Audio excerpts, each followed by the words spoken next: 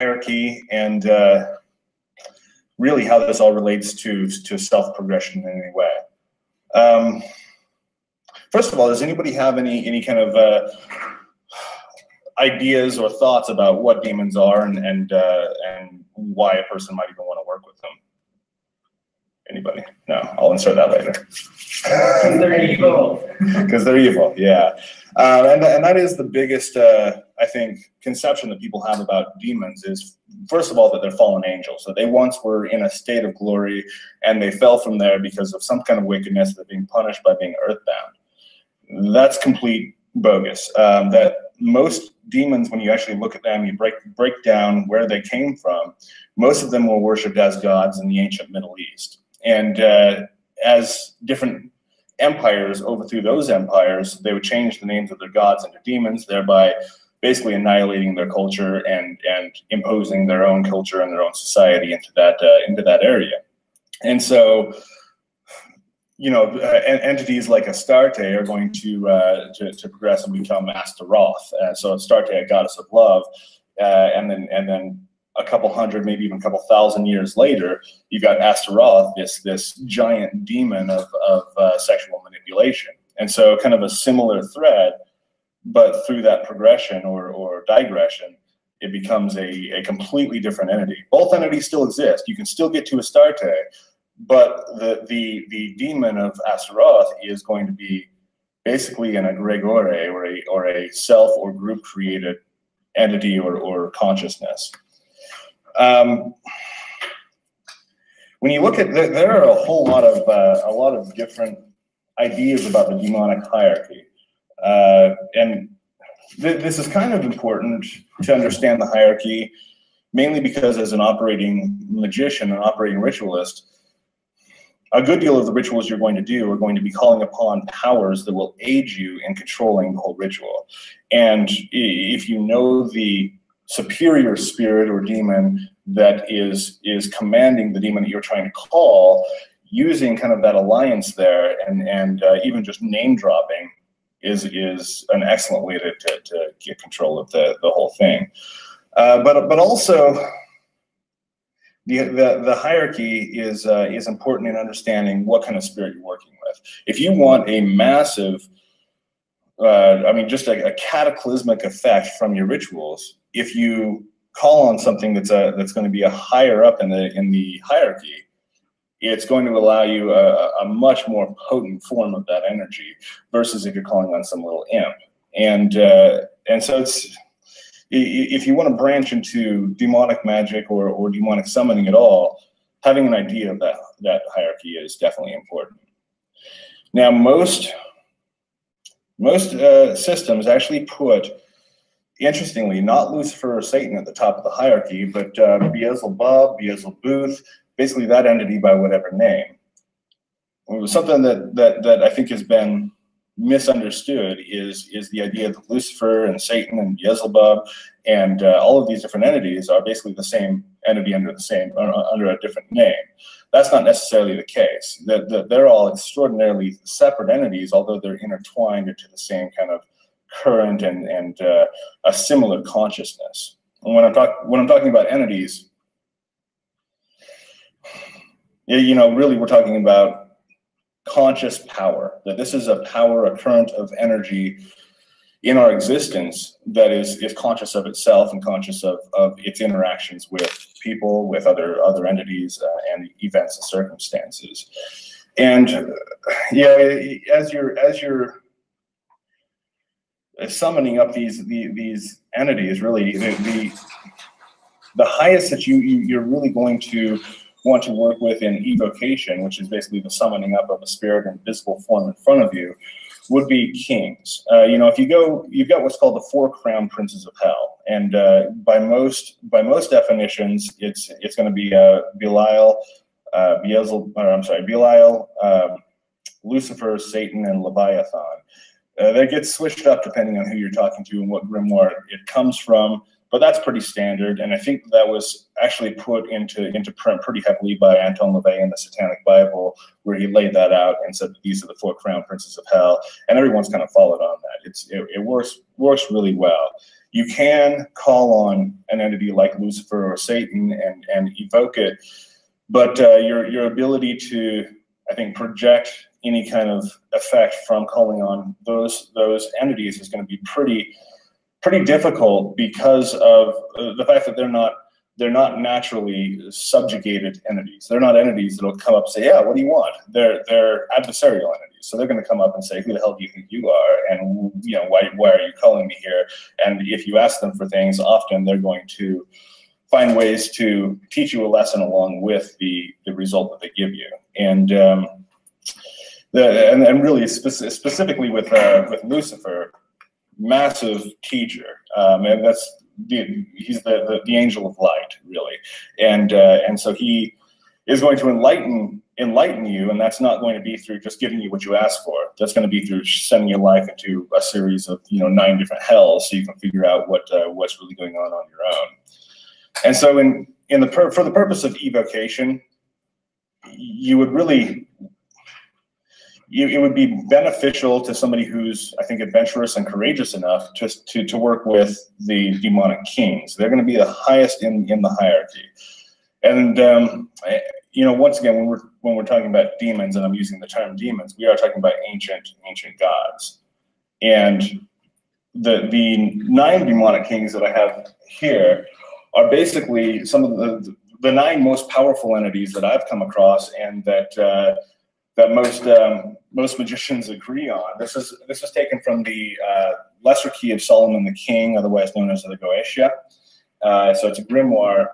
The fable is that King Solomon, in order to build the Temple of Solomon, wasn't able to do it with himself or just with physical help. And there's similar stories about the Sumerian ziggurats as well as the Egyptian pyramids, that humans weren't able to do these things, and so demons were summoned to actually build the temple. And so he was able to bind 72 of the most powerful demons into a vessel, and then summon them out of that vessel and have them do different aspects of working in the temple.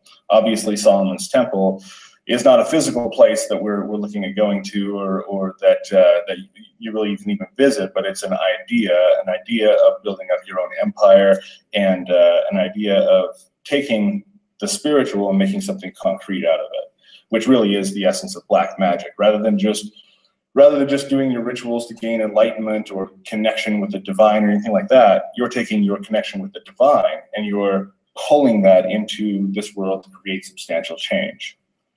And really, when you get into white magic versus black magic, those are the two really polar opposites. If you're using your rituals to create anything at all, you're using black magic. I don't care if you're healing people, if you're protecting people, if you're protecting yourself.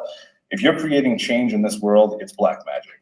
Because from the right-hand path paradigm, the divine is in control of everything. The divine is going to take care of it. You don't need to do any acts. And in fact, that's pretty egotistic of you to think that you need to act on the divine's behalf. If it wants something done, it's going to do it. The black magician says, no, what you have created is simply not good enough. I'm going to improve upon your model. So the 9 demonic kings really represent pretty intense powers. I was doing a ritual working with these 9 demonic kings for the first time, calling them all in a series of 3 days, calling each one, summoning it up, constraining it, obtaining its powers and its information. In the process of that, I saw that it's not just 9 standalone kings, but they're actually pretty easily grouped into 3 different categories. Now, what I was seeing is that Beleth, Paimon, and Belial are masters of influence. So Paimon influences the mind. He's able to influence and manipulate people's minds, people's thoughts. I've used Paimon in a lot of different instances to get people to completely change their minds 100% from what they had already determined they were going to do or how they were going to think or behave with the situation. Evoke Paimon, use the ritual of evocation to send him towards your target, and before you know it, all of a sudden they're giving you a phone call, or you're having a visit with them, and they're going, oh yeah, by the way, now I've changed my mind entirely from what I've believed my entire life, or thought my entire life, or from how my mind was set on this situation.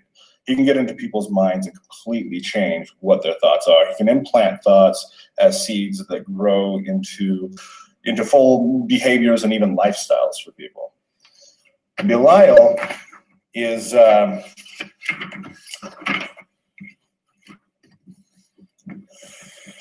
well, first of all, he's the demon of lawlessness, of self-governance. So rather than going to any other authority and saying, what is it I'm supposed to be doing, that you rely on your own authority to do whatever you're doing, or whatever you want to do, or whatever you're trying to accomplish. He is able to influence or manipulate situations in a massive way.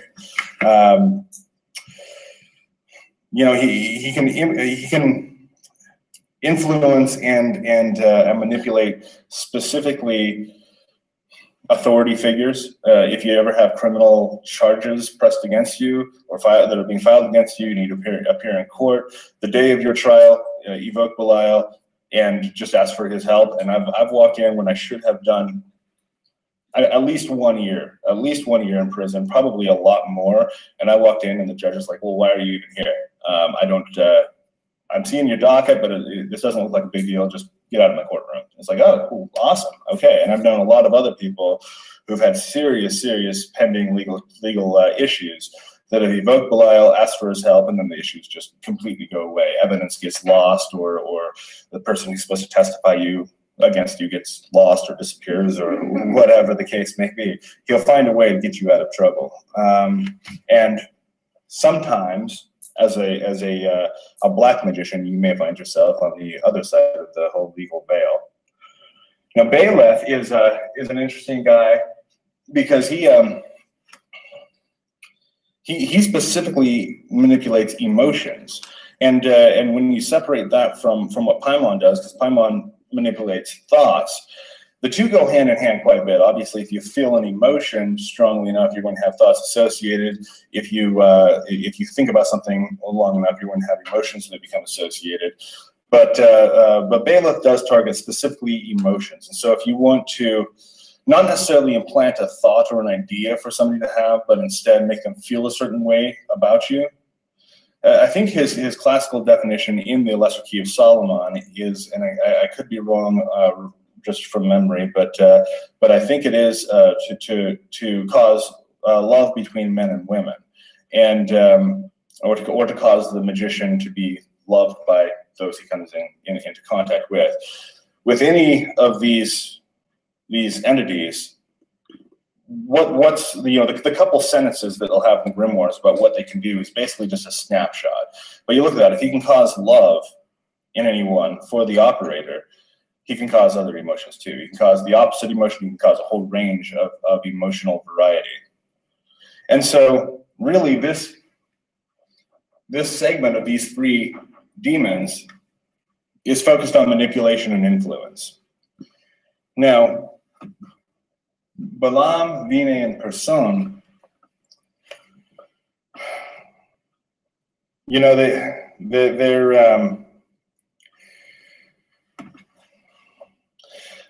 they're givers of knowledge, for sure, that they grant you a massive amount of knowledge. You can call on these things and sit with a notepad and pen and just receive dictation about a million different things.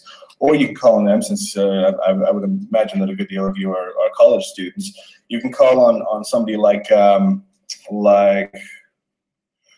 Balaam, who can give you complete prescience, the ability just to know what's happening in the what's going to happen in the future, what's happening in remote locations, what happened in the past, to have basically what I would call point vision. You right now we see vision in a spectrum, but if you narrow it down to a point, that point is basically omnipresent. It's infinitely small and infinitely big at the same time, and so he can grant you that vision. So if you call on him, and especially if you're struggling in any type of intellectual pursuit, he sets into motion changes within your own really genetic structure even, to start realigning your being to absorb the information better, more quickly, to have better information recall. There's a whole range of things that he's going to change within you as you work with him. And even just calling him, not even necessarily asking him to do this for you, is going to set that into motion quite a bit. And Vinay has the power to overcome all obstacles. It said that he is able to cause storms that will knock over stone walls. Well, that's a metaphor. The stone walls are the obstacles in your life, and obviously the storms are the power that you're going to thrust at those obstacles using something like Vinay. And Person has the ability to create something from nothing. It's when you look at the different varieties of creation, and most people do assume that there's only one almighty being or force that was able to create everything, but that force is omnipresent, ergo it's within us, ergo we are able to use it for our own benefit and to create things as well. And so Person can teach you how to create something from nothing, create creation ex nihilo. And this is really the philosopher's stone that's been sought after by occultists for generations, being able to either transmute one element into another or to create something from nothing in front of you. And this is done through methods of evocation. In my book, the Book of Azazel, the spirit of Azazel, or the demon or God or whatever, lays out this ritual operation that's basically an evocation. But rather than evoking a spirit, you evoke the object that you want. And the ritual of evocation is a pretty intense one that you can kind of look up, and I should come in and talk about that at some point again. But rather than evoking, rather than evoking Paimon to get somebody to give you a car, you evoke the car itself. It forms in the material, in the smoke. It takes on a materialization until you get to the point where you feel like you could open the car door and jump inside it and drive away. Of course, this is all a spectral manifestation, meaning as soon as the ritual is over, it disappears. But through the evocation, you're pushing that into reality, and then before you know it, that exact car comes in your life. I got my motorcycle doing that exact same ritual, and turned out to be excellent. Everything that I was wanting, and it came to me basically without having to pay a dime out of my wallet for it, and really not even having to look for it very hard at all. So, Person can show you how to perfect the ability to create something from nothing through ritual means.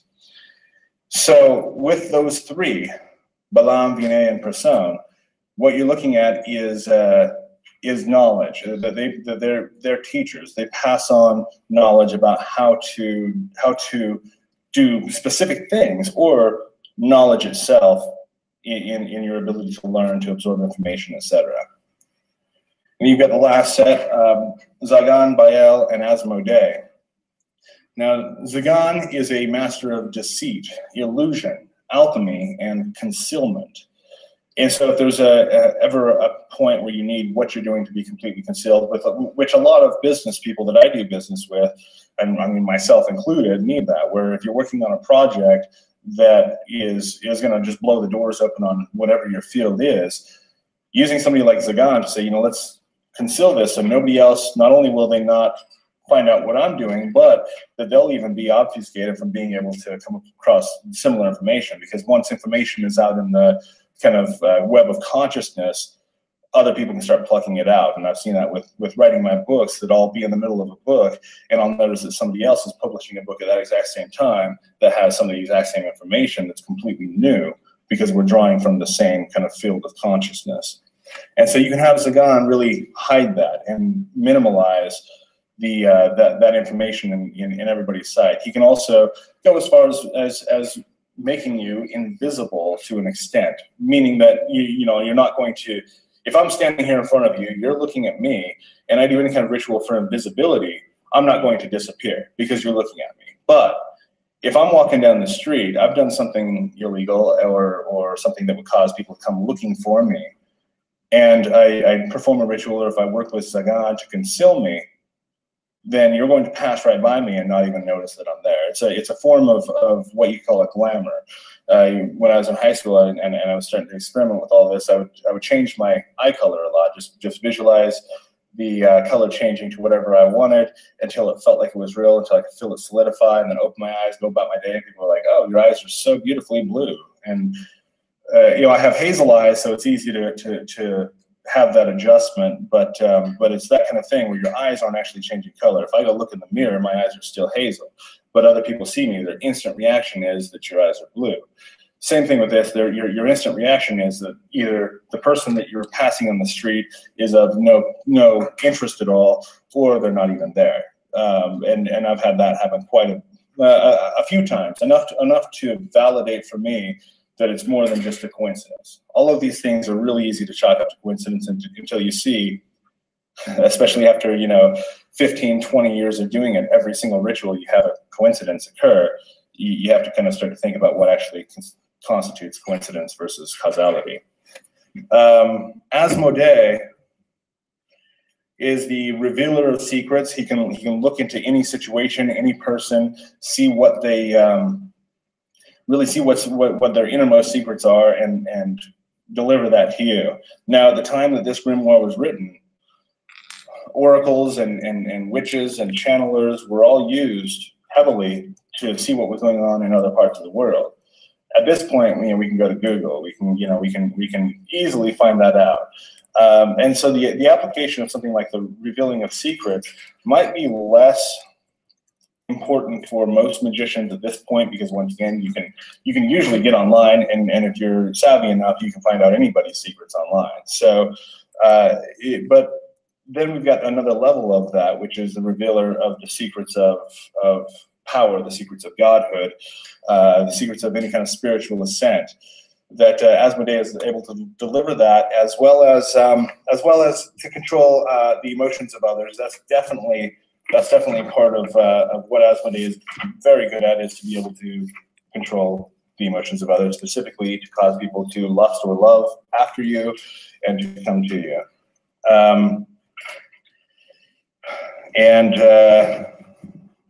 Bael teaches invincibility and invisibility. So he can teach you how to create an energetic, I think,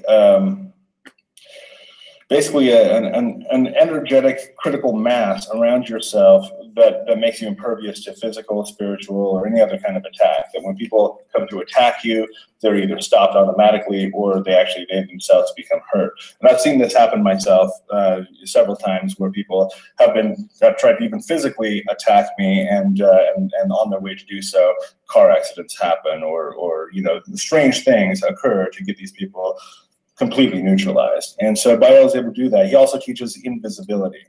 Once again, we have that Bael and Asmodee both teach invisibility as one of their prime subjects, and then Zagan teaches alchemy, illusion, and then concealment, which is a form of invisibility.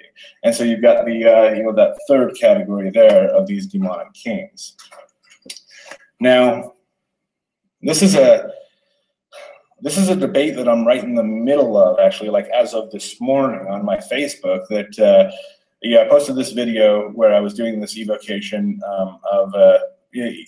it was supposed to be an evocation. It turned into basically a partial possession and invocation of an ancient Persian entity known as Azzi-Dahaka, who is basically a manifestation of Ahriman, the essence of absolute darkness. And I'm working with him, and he's like, look, in order to really understand anything that I'm saying, in order for you to even get into what's going on here, you and I need to merge in some sort of way, that you need to take my name upon yourself and become me in order to understand me. And I'm like, yeah, okay, cool. I'll definitely do that, because I've got that, I guess, adventurous sense where common sense goes out the window, and I just do what seems like it's going to be fun and interesting. And I've had people that go, well, just evoke the entity, just evoke it, tell it what to do, and it does it, and then let it go on its way. That's not quite good enough for me. That these things have these powers, and these are when you put the entities into motion in your life, you're really not only activating a power outside of yourself, but you're activating a power within yourself. That the external world is always under all circumstances a mirror reflection of the internal. And so if I'm calling on these entities, if I'm calling, let's say, Balaam to grant me divination and invisibility, that I'm activating that part of myself. And as I activate that part of myself, it becomes alive and acting through me. And I mean, because these spirits aren't just operating on their own. Like, Asmodee is not just going around making people fall in love just for the hell of it. He's working on what he's put into motion to do. These are almost, I don't want to say inert forces, but they're not directed forces until they're directed by a magician. And this is where the interesting part of the demonic hierarchy comes into play. And I was going to grab a quote from my first book, Kingdoms of Flame, and I completely forgot to do that. But in that book, I lay out, okay, well, we've got demons and angels and planetary spirits and elementals. We've got all of these spirits. They all look up to their particular commander, or even if you go further than that, the god that rules over them. But in the end, I, being a black magician, I can summon up angels just as easily as demons and planetary intelligences just as easily as elemental spirits, and they're all going to respond if I'm able to perform the ritual correctly, if I'm able to insert myself into the paradigm in the way that I should. I can get them to all respond and do exactly what I want. But I'm not a servant of either or any of their gods, and so why would they listen to me at all? Well, when you get into the hierarchies, the question really is well, who is at the absolute top of the hierarchy? And most people say, well, it's God. Well, which God? I mean, because there are a million. The God Jehovah that's now worshipped is a pretty young one and was actually stolen from a lot of other sources. So is it that God? Or are we talking about Baal Hadad? Or what God are we talking about? Well, the Almighty. Well, that's, once again, that's vague. What it comes down to, from my experience, is that the entity that is at the top of every hierarchy is the magician who is doing the evocation. That in that moment you are God, and that is part of the ritual of evocation, as well as most high rituals in magic, are to invoke omnipotence and become the creator yourself. That the spirit rises and it doesn't think, well, who are you and why are you calling me here? It says, oh, you're the one who created me. You're the one who created all things, and therefore I will listen to you. And that's essential for really evocation, as well as any type of ritual, is to invoke that omnipotence and to project it through the ritual. And obviously you get to learn quite a bit about the spirit, about the paradigm in which it exists in order to do that properly. But that really is the essence of it, meaning that you are at the top of the hierarchy if you choose to be. As soon as you start performing a ritual, and then once you have successfully gotten to the end of the ritual, you are number one. You are the sole entity that spirit is going to listen to, and you have set it into motion. But once again, we don't want to. Well, at least I don't want to always have to resort to calling on these things to make things happen, because you're basically constantly asking for help. You're constantly begging other entities to do the work for you, rather than doing it yourself. Now, Julius Evola, in several of his works, he was obviously a great thinker, but also an occultist in the early 1900s. He was in Italy. He was a very strong supporter of Mussolini's form of fascism, and a supporter of the Axis forces, and some really interesting stuff was going on with him politically. But magically, he had ideas that far surpass anything that folks like Crowley or S.L. McGregor Mathers even considered. You got these people who have set themselves up as experts, and then you've got Julius Evola, who was the expert. He didn't have to claim it to anybody. That you read his books and you really look at his works, and it's obvious. And one of the things that he harped on is that you never perform an evocation in order to just ask the spirit to do something for you. You perform the evocation in order to subjugate, and that's a big part of it, is the subjugation or coercion of the spirit, when you call it. Most people think that you have to do this to beat the spirit down, to get it to do what you want. You've got to threaten it in the name of Jesus or Muhammad or Zoroaster or whatever god of the system you're working with. That's not necessarily the case. You do have to gain an extreme familiarity, an intimate familiarity with that spirit, so you know it, I mean, better than you know yourself. And then to do almost a juxtaposition of roles where you begin to pull the spirit into you, pull its essence into you, and let it radiate through you. What this turns out to be in I guess common vocabulary would be a possession. You become possessed by the spirits that you're calling, but it's a possession that's extraordinarily controlled. That you, as the operator, you're not just flailing about in a possessed state, but you are in perfect control of it, and you're simply allowing that essence to flow through you, thereby giving you the powers of the spirits themselves, or the demons themselves. Now, as far as in the hierarchy of where these demons, I mean, and specifically the 9 demonic kings, stand in kind of in the whole spectrum, from my experience, I would say they're more powerful than most archangels. There are a couple archangels that are going to be more powerful than they are, but those are few and far between, and most of them aren't originally Judaic or Christian, but they're borrowed from other systems, like most of that entire philosophy is.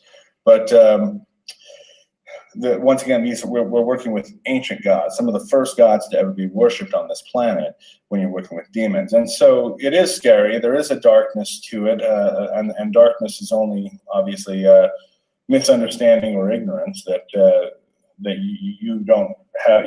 You're especially when you insert the social, I think, taboo of working with demons in the first place, then obviously you come into it with that kind of preconception about what they are.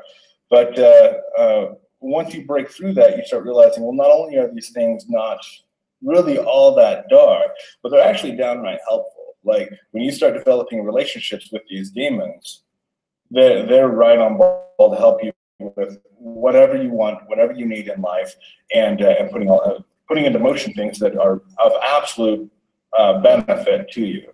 I've seen that with my work with Azazel. And Azazel and Paimon are very intensely linked, where it's easy to say that Paimon is possibly another form or mask or version of Azazel. But in my work with Azazel, absolutely set me up and cleared the path for everything that I wanted to have and to do with my life in extraordinarily positive ways. And so by working with these demons, I'm not suffering the negative consequences that I guess I should be if I were to listen to all of the people who say that working with demons is bad. In fact, just the opposite. My life has gotten extraordinarily grand. Of course, I did have a friend the other day that mentioned that when I die, I'm probably gonna, I may very well find myself in front of gates that are definitely not pearly, and Satan will be there, letting me know that he let me in on a very good life, and now it's time to pay the piper.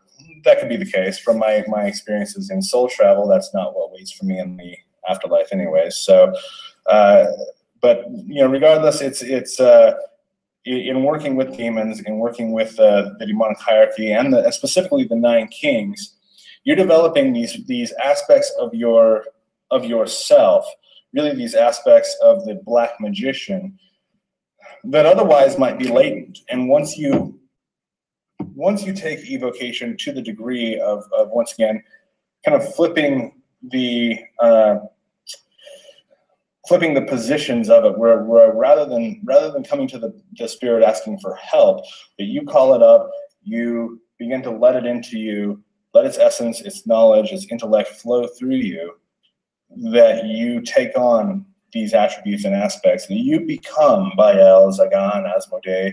You become these spirits, and you take on all their powers. So Baal would be your manifestation of raw power. So as a black magician, in developing raw power, as you work with Baal, you're going to find that your physical vitality just skyrockets. Your metaphysical ability to project your will is going to be, off the charts. Everything dealing with just raw force is going to be under the domain of Baal.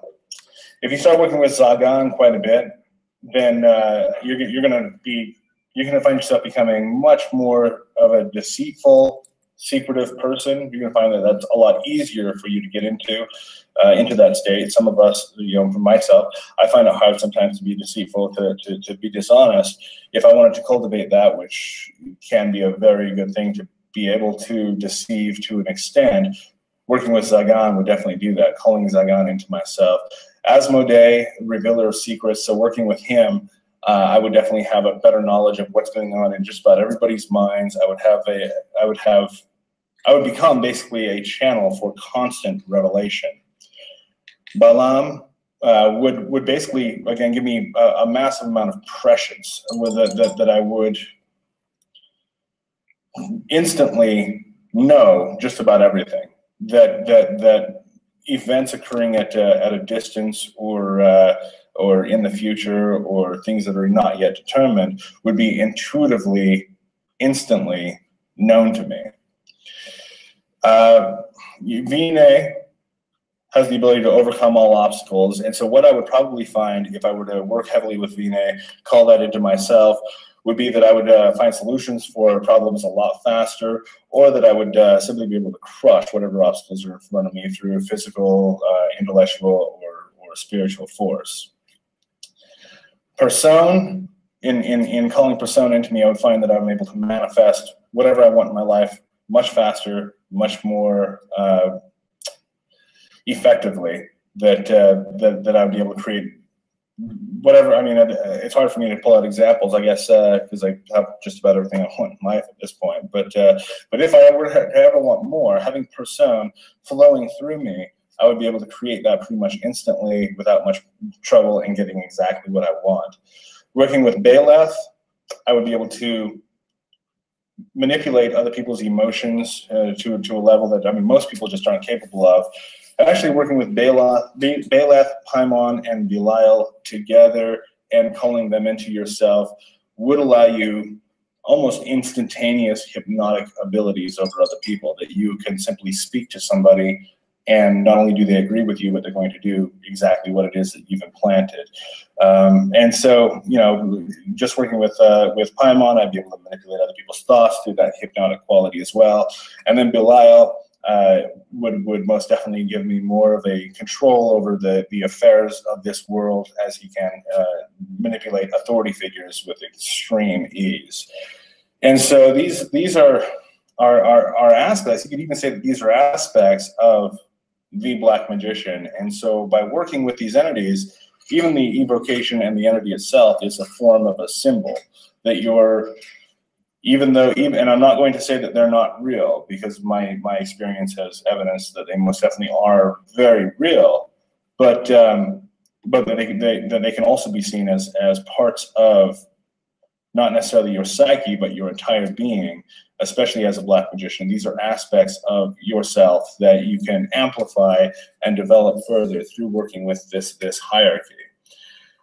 Now, as far as the actual the actual layout of the hierarchy, once again, the biggest thing that I think everybody ought to really understand is that at all times, if you are in the middle of a ritual with any spirit, you are at the top of that hierarchy.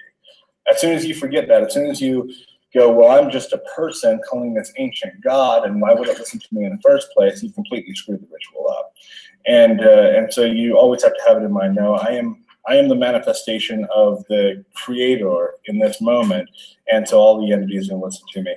What flows down from there as far as the hierarchy is really not extraordinarily important, as far as saying, well, is it Lucifer or is it Beelzebub that's at the top? Well, that's somebody else's idea about these completely unrelated concepts. Lucifer, is a Greek, Greco-Roman entity, whereas Beelzebub is going to be coming from ancient Phoenician, Akkadian, Sumerian sources. So two entities that never interacted until some Christian put them in the same book together. And so whether that doesn't seem like a very effective or very accurate hierarchical structure at all. So most of the hierarchies that you'll have are pretty useless that you can come across.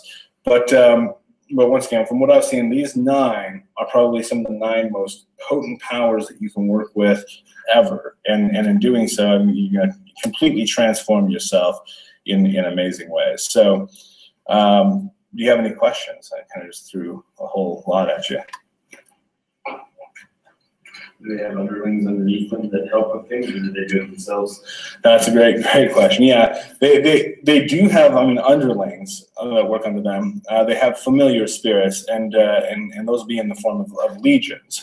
And so you get, for instance, I think Belial has 80 legions under him, and I can't remember exactly how many spirits or people are in a standard legion, but I mean, we're talking about hundreds of thousands. And you know, I calculated Azazel's number of legions at one point, and it was, I mean, staggering, bigger than any army here on Earth. And so, as you call that one entity, what you'll actually find in the evocation is that that Paimon or Azazel or whoever it is you're calling is going to materialize in front of you. You're going to be focusing your attention on that. If you pull your vision back and kind of look at the entire area, though, you're going to see that they're not alone. They come with a lot of other spirits, and so yeah, when you call on one of these entities to do something for you, it's going to have a whole host. I mean, demonic armies that are going to come along with it to attack the problem. You look like you might have had something. Well, what are the symbols for all men? Okay, yeah, no, excellent. You want me to draw them on the board here? I can do that. You know, I've got it on the skulls here. Oh, and I was going to explain at some point why I've got the skulls here. You know, I'm in the middle of an operation, a ritual undertaking of taking these entities, because this is conscious energy, and so it's kind of just free floating. If you anchor it into an object, then the force of that spirit is continually flowing into and through that object. And so this is the power of a talisman or an amulet, that it's going to kind of always radiate that power. And so I'm gradually putting the essence of the 9 demonic kings into these skulls here, and then I'm going to do a major ritual later this month that's going to just completely throw these entities into these skulls and then seal it up, and then I'll have to see what I do with them from that point, because it's basically an interesting experiment at this point. But yeah, I've got the sigils written on all of their foreheads there, but I can write them on here for you. All right, so we got Balaam, and I encourage you to look these up before using them. They're going to be accurate, but at the same time, my drawing sucks. So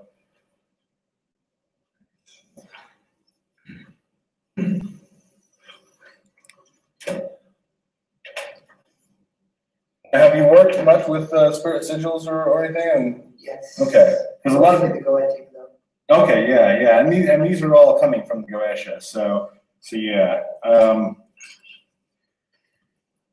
With these symbols, because that's not a question that most people ask, is what are the symbols of these spirits, because most people don't even know what you're going to do with these. But if you take this symbol,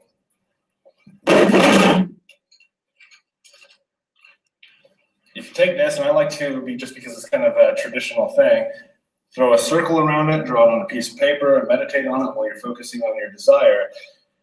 You're gonna, a lot of times you're gonna have the sigil start to flash, so it'll fade from view and then reappear and then fade and then reappear, and eventually it'll look like it's kind of floating off of the paper, or you can see the energy lines tracing in the lines themselves. And you know, just meditate on it, gaze at it while you're visualizing exactly what you want to have happen, and spookily it happens fast and exactly as you've imagined it. Complete people who are complete novices or neophytes that have no experience in the occult. I could throw a sigil in front of them and say, if you want to know if what I'm talking about is complete bullshit, try this out. And every time they come away apologizing. So yeah, that's so this is Balaam's.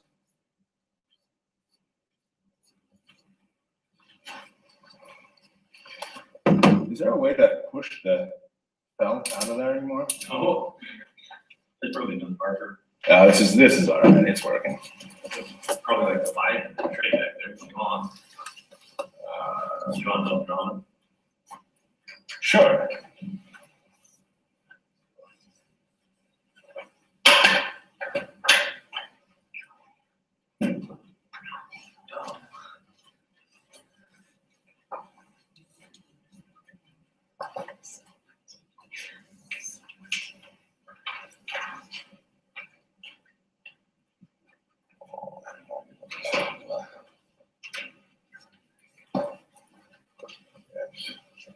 Yeah.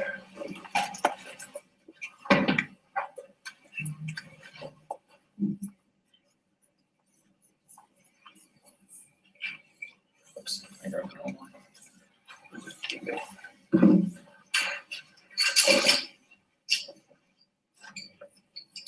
Now, I should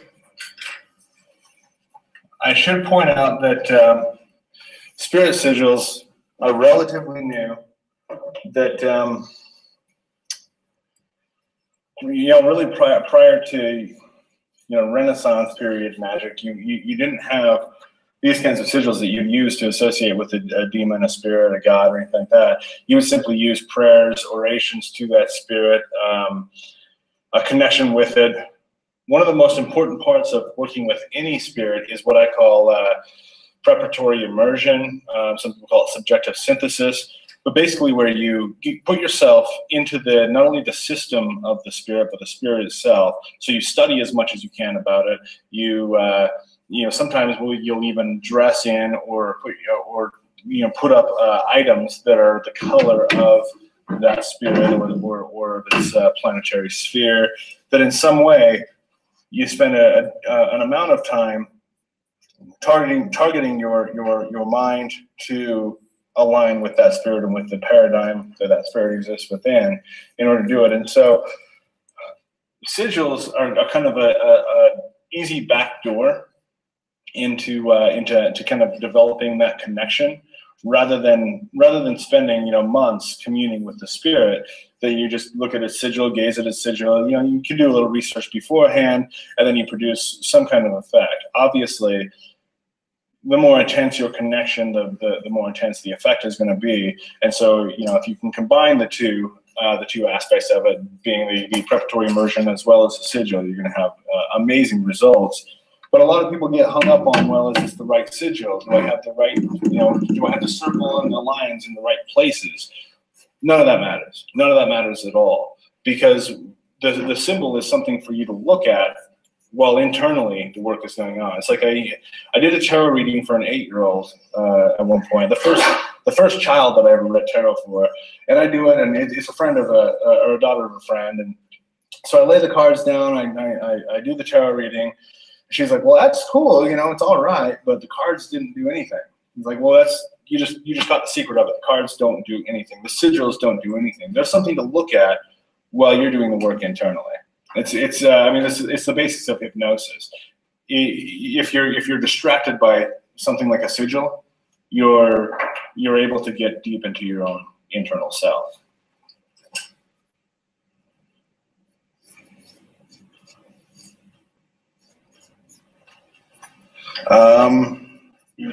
But yeah, so there's 1, 2, 3, 4, 5, 6. Oh, get a couple more.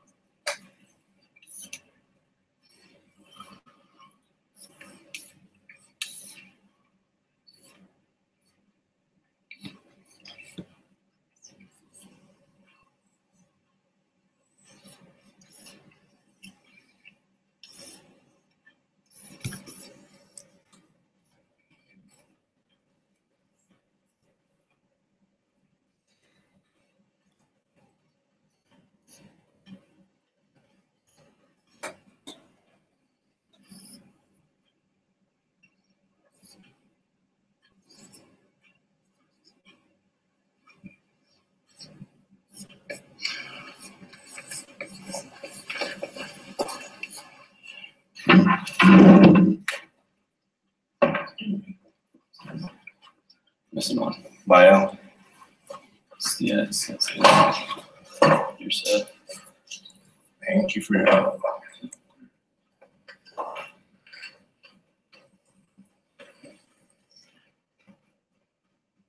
I don't know if I can finish it, otherwise I get distracted.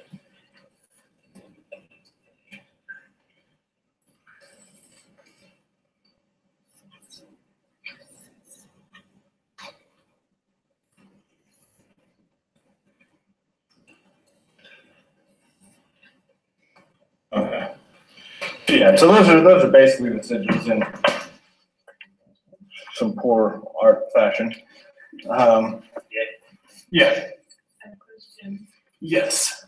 Okay, so say you wanted like have one of these tattooed on your body, do you educate them? Well,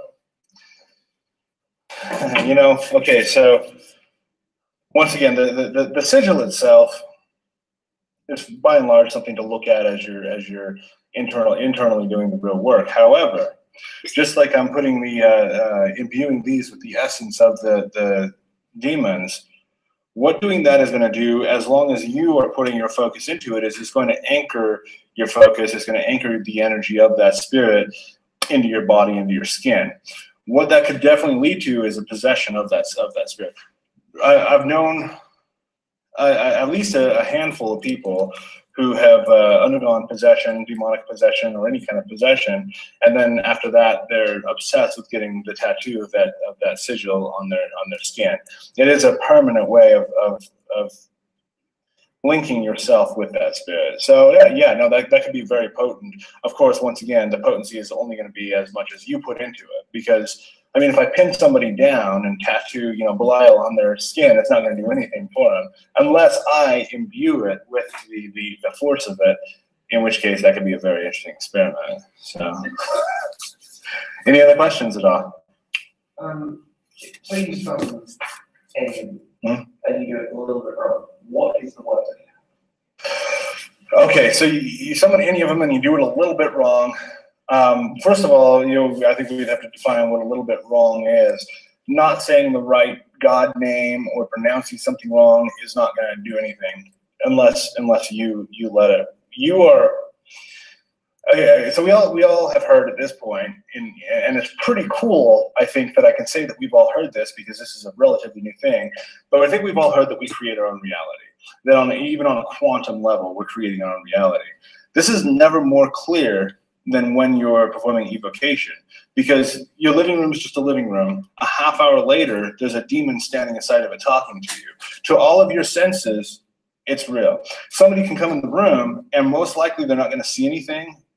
Almost all the time they're going to feel an extreme dread, and they're going to book it out of there. But they're not going to see what you're seeing because you've gone through the ritual of elevating your senses to the point that you can see and hear these things. But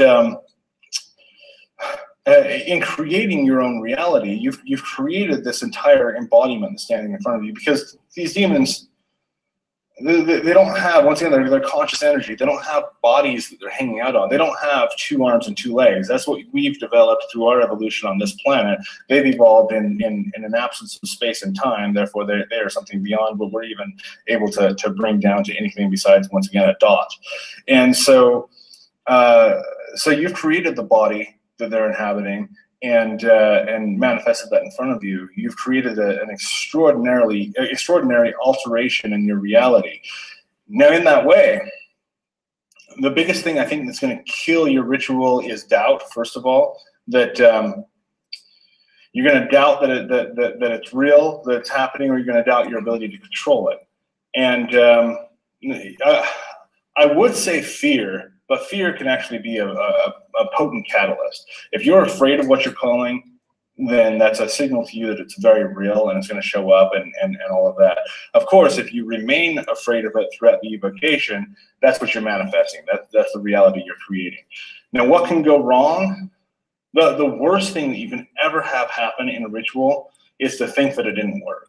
That's every time people completely screwed themselves up and came, and I've had to like pull them out of their own hells that they've created, is when they perform the ritual and they go, oh, well, I don't see anything, so it must not be here. Seeing the spirit, first of all, is a relatively new thing. That comes from that's a Western Kabbalistic Hermetic type of idea that you have to be able to see the spirit. In all of the ancient forms of evocation, it was the felt presence that you could feel that something was there, and you can identify exactly what it is just through that feeling alone. But regardless of whatever the case is, people will perform a ritual, call this thing up, and I've had this happen as I was teaching somebody to perform evocation. They're standing next to me during the ritual. I'm getting into the states where I'm able to perceive all of this, and he performs the evocation. The spirit rises up in front of him, and it's impressive. The whole thing is just mind blowing. And so I'm looking at him like, all right. And he looks at me, he's all, why didn't it work? I don't see anything.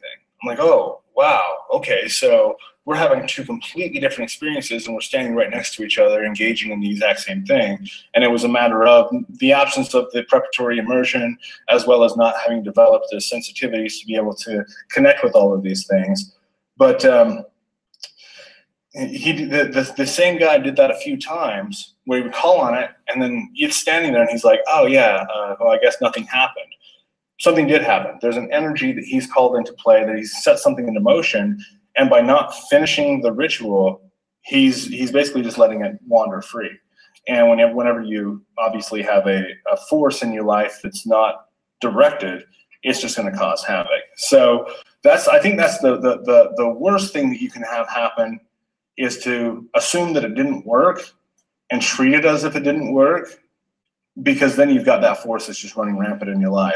For this guy, his whole life just fell apart. Like, I mean, in every way. I mean, girlfriend leaves him, and he gets kicked out of school, and everything. He gets fired from his job, and by the time he came to me for help, he was extremely suicidal. So it does definitely rack your entire life when you call these things up and you don't acknowledge them. So the best way that you should always proceed with it, if you perform an evocation, even if there's quite a bit of doubt as to whether or not it worked, treat it every time as if it did. And that's the opposite advice you're going to get from most people. And that's kind of how I work. I look at all the bullshit that's been spouted for centuries that's completely wrong. I'm like, no, by anybody who has experience, that's not the way to go about it, because traditional ceremonialists will say that if you don't produce a materialization that is almost photographable, that you need to abandon the ritual and assume that it's gone completely wrong, abandon it and walk away, and most often don't perform another ritual for another like a 30-day space of time. And I really do the exact opposite, because I have yet to ever see somebody go through the ritual of evocation and have something not appear. Something is going to happen. So treat it as if it does. And even if you can't see it, hear it, there's no two-way communication, just go ahead and give your command.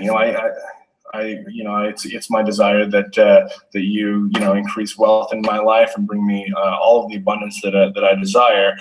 And then release the spirit as if you were having a full conversation with the spirit. It'll go on its way, and everything works out wonderfully.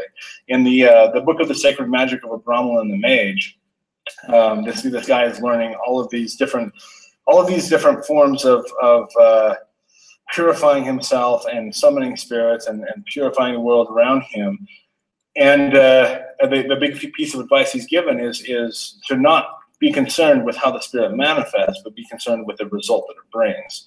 And if your focus is always on what is the end result, that's going to be, I think, the most important factor. I think that's where a lot of people get lost, is they're looking for the phenomenon and not the result, which makes it hard to distinguish enlightened people from crazy people, because in my opinion, if you have any form of enlightenment or any sort of reality to the spiritual potential that you're projecting, your life is going to be pretty damn good. I mean, like, really, if you're able to call on these 9 kings, you should never have money problems, relationship problems. I mean, everything should flow pretty smoothly. If you do have an obstacle in the road, you should be able to eliminate it fast. You should live a charmed, dreamed life. And very few people who are claim to have this knowledge and this ability have, because they're not keeping an eye on that end result. That you do need to anchor it in this world by actually producing something. So that was a way roundabout way of answering your question, but did that answer it? So, all right. Anything else? Once, twice, 3 times. All right. Well, thank you for coming out. I appreciate you being here.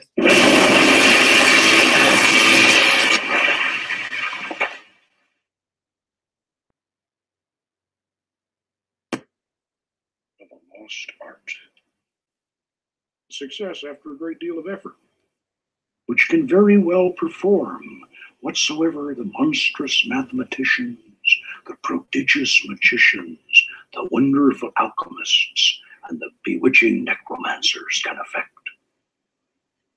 Heinrich Cornelius Agrippa was certainly an honored philosopher and magus, but we should remember that King Solomon was considered to have been the wisest man who ever lived. The wisdom of Solomon was proverbial. Therefore, we should not be surprised to discover that Solomon's art of magic was actually an ancient system of psychology.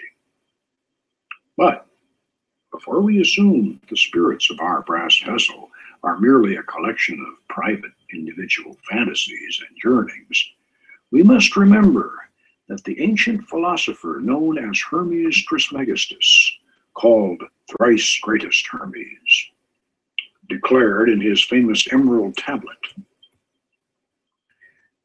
"True it is without falsehood, certain and most true, that that which is above is like to that which is below, and that which is below is like to that which is above, to accomplish the miracles of one thing."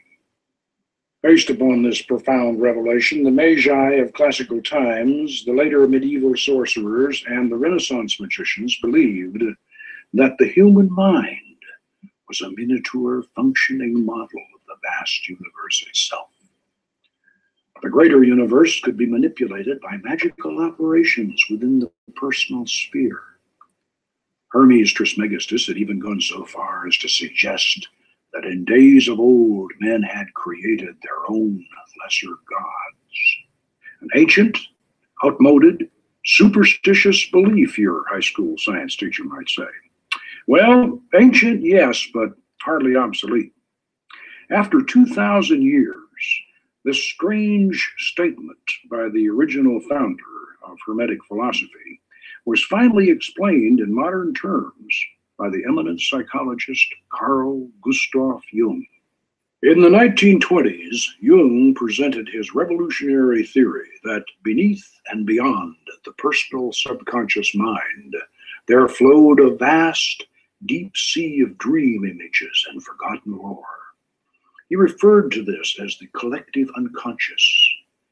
This mysterious psychic ocean was not the exclusive property of any individual human being. It was a dimension shared by all of us. Here one might discover the great archetypes of mythology, the heroes, the beautiful courtesans, the martyred saints, and the monstrous villains of our past. Here were the mysterious man-created gods which Hermes Trismegistus had written about so long ago. And here were the demons of King Solomon's brass vessel. Jung's famous colleague, Sigmund Freud, was quick to realize the significance of what Jung had discovered or rediscovered, and Freud was horrified by it. "Carl," he whispered, "you must not present this theory to the public, for if you do, you will release a black flood of occultism." But it would take more than Carl Jung's archetype and collective unconscious theories to release this flood of occultism that Freud feared. Theories by themselves do not produce results. For results, the magician still depends today, as he did thousands of years ago, on methods and techniques. Since time immemorial, magicians have placed themselves and others into states of trance, during which visions and oracles were received. We now know that this process was hypnotic, and that all the phenomena we have come to associate with modern hypnosis was in fact known and practiced by ancient sorcerers under the guise of fascination, spellcasting, and enchantment.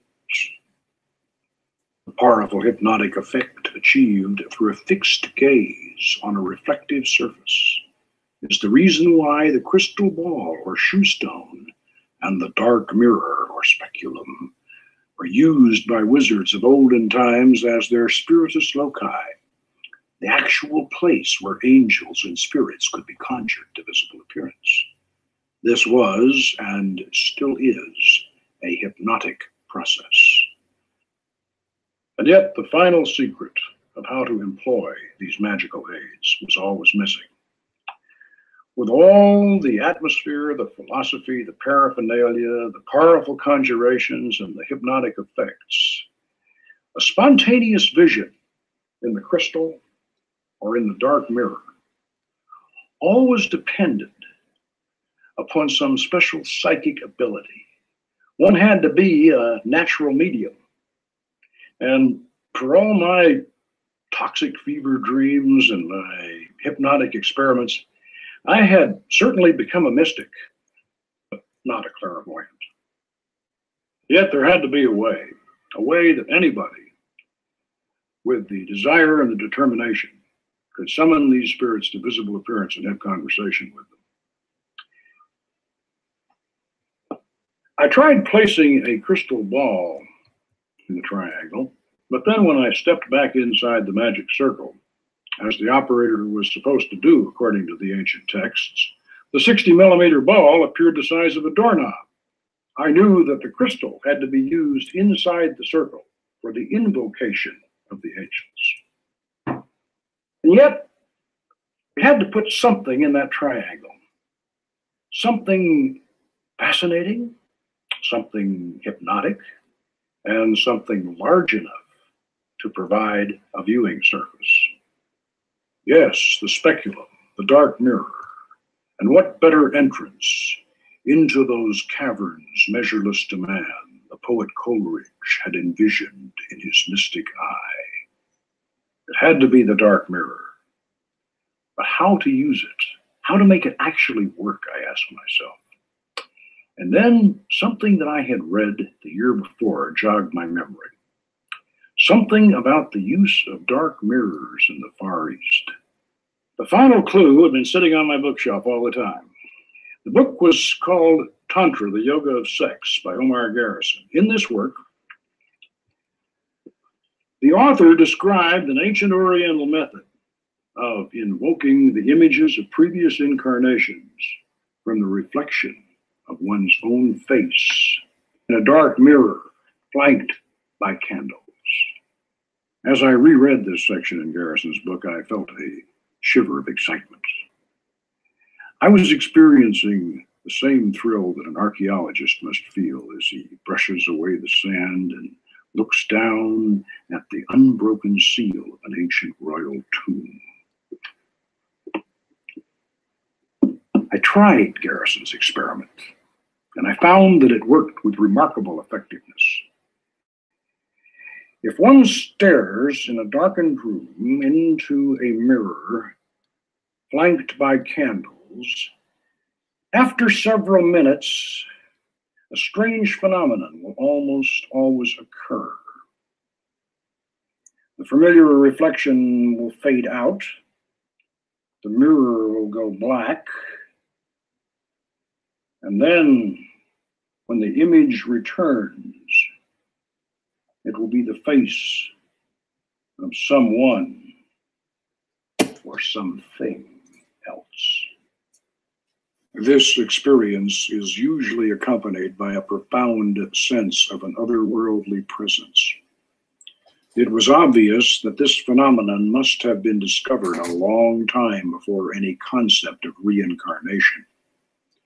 It probably went back as far as the Paleolithic, when Stone Age people stared fascinated at their reflections in dark, still pools of water, seeing the strange transformation occur and being convinced that they were in the presence of their gods.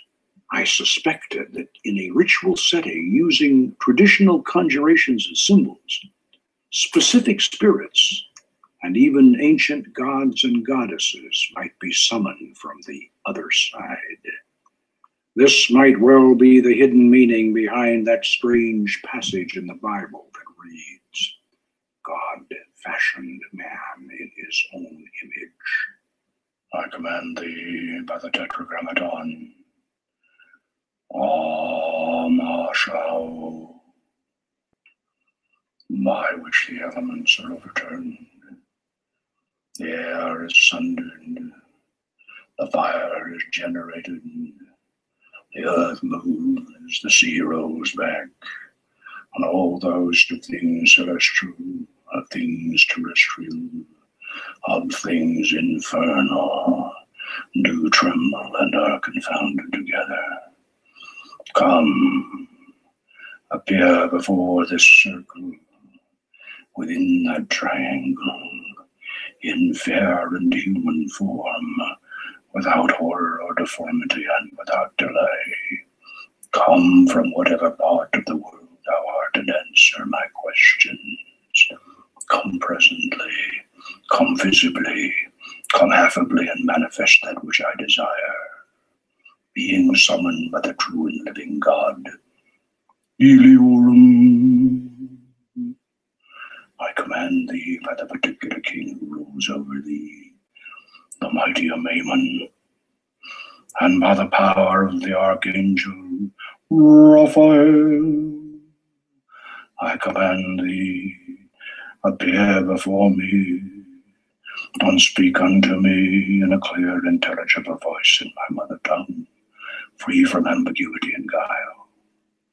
Come in the name of Adonai Zebaoth.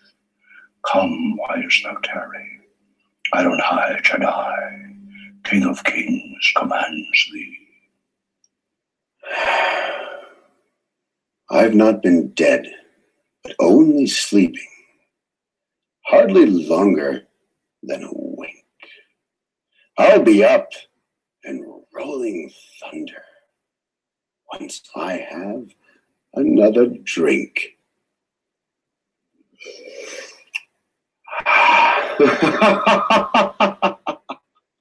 After this discovery, the use of the magic mirror in an elevated triangle seemed obvious. This 17th century Lemegeton manuscript clearly shows a large, black-filled circle in the center of Solomon's triangle. Notice that the instructions written around the triangle say 2 foot off from the circle and 3 foot over, not 3 foot across as the published version has it. The triangle was intended to be raised up to eye level. And this drawing, from a 16th century manuscript by the mysterious Dr. Thomas Rudd, shows a mirror on a stand with Solomon's secret seal from the Goetia of the Lemegeton clearly depicted on the reverse side, exactly like my original setup. We know that polished obsidian mirrors were used in the Neolithic Middle Eastern city of Katal Hayuk as far back as 9,000 years ago, before the Great Flood. And later, in the time of Solomon, the Egyptians and the Canaanites made mirrors of polished copper and of silver, metals attributed to the planet Venus and the moon. I extended my experiments to include others, and I soon discovered that it was even more effective if the magician stood behind a passive receiver who could then concentrate totally on the mirror. Under the power of the Archangel Uriel, through the angel Mendiel, in the realm of the king Zemanar, common thee by Barlamensis, Aliciensis, Almantia, Apollosi. I am here, What do you desire of me?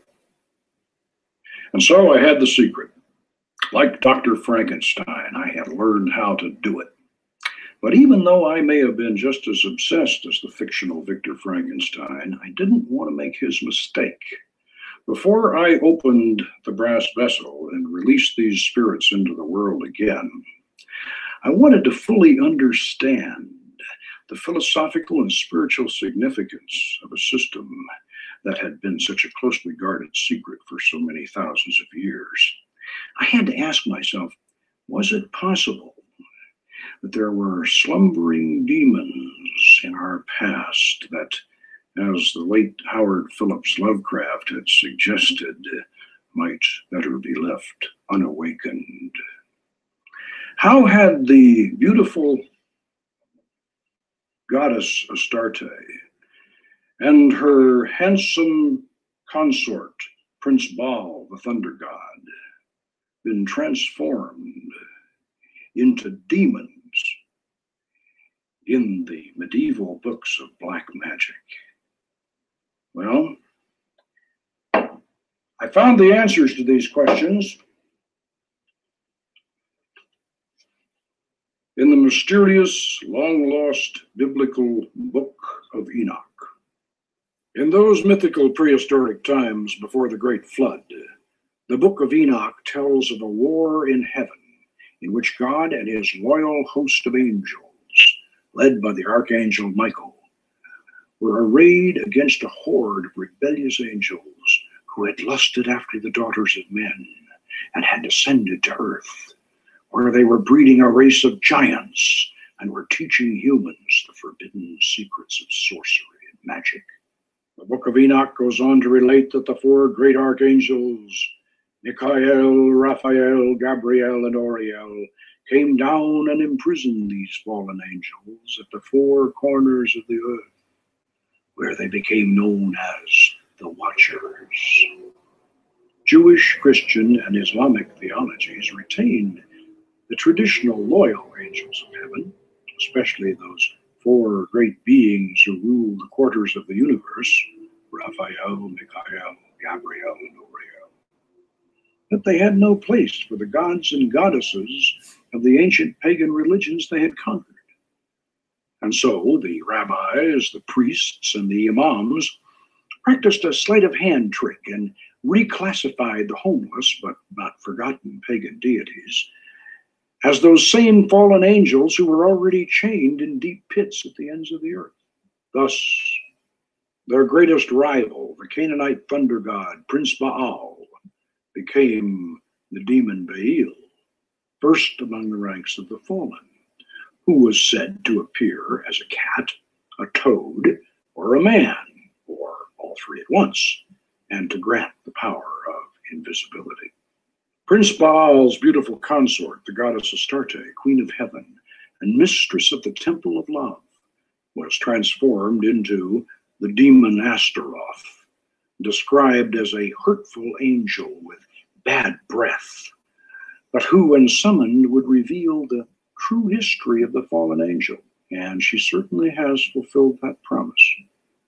This prehistoric myth of the fallen angels laid the foundation for a Middle Eastern legend about the biblical King Solomon, who was said to have been the greatest magician of ancient times. According to our legend, Solomon, armed with the power of God's holy angels, bound and sealed those 72 rebellious spirits, or genii, into the brass vessel, from which he called them forth to do his bidding, even to assist him in building the great and holy temple at Jerusalem. But can our fantastic legend have any truth behind it? Are we really seeing these ancient gods and goddesses who became the fallen angels in the dark mirror in our magic triangle? Are the strange voices that speak through our lips during the magical channeling process really coming from these deities and demons of the dim past? Have we actually opened that lost portal between the worlds?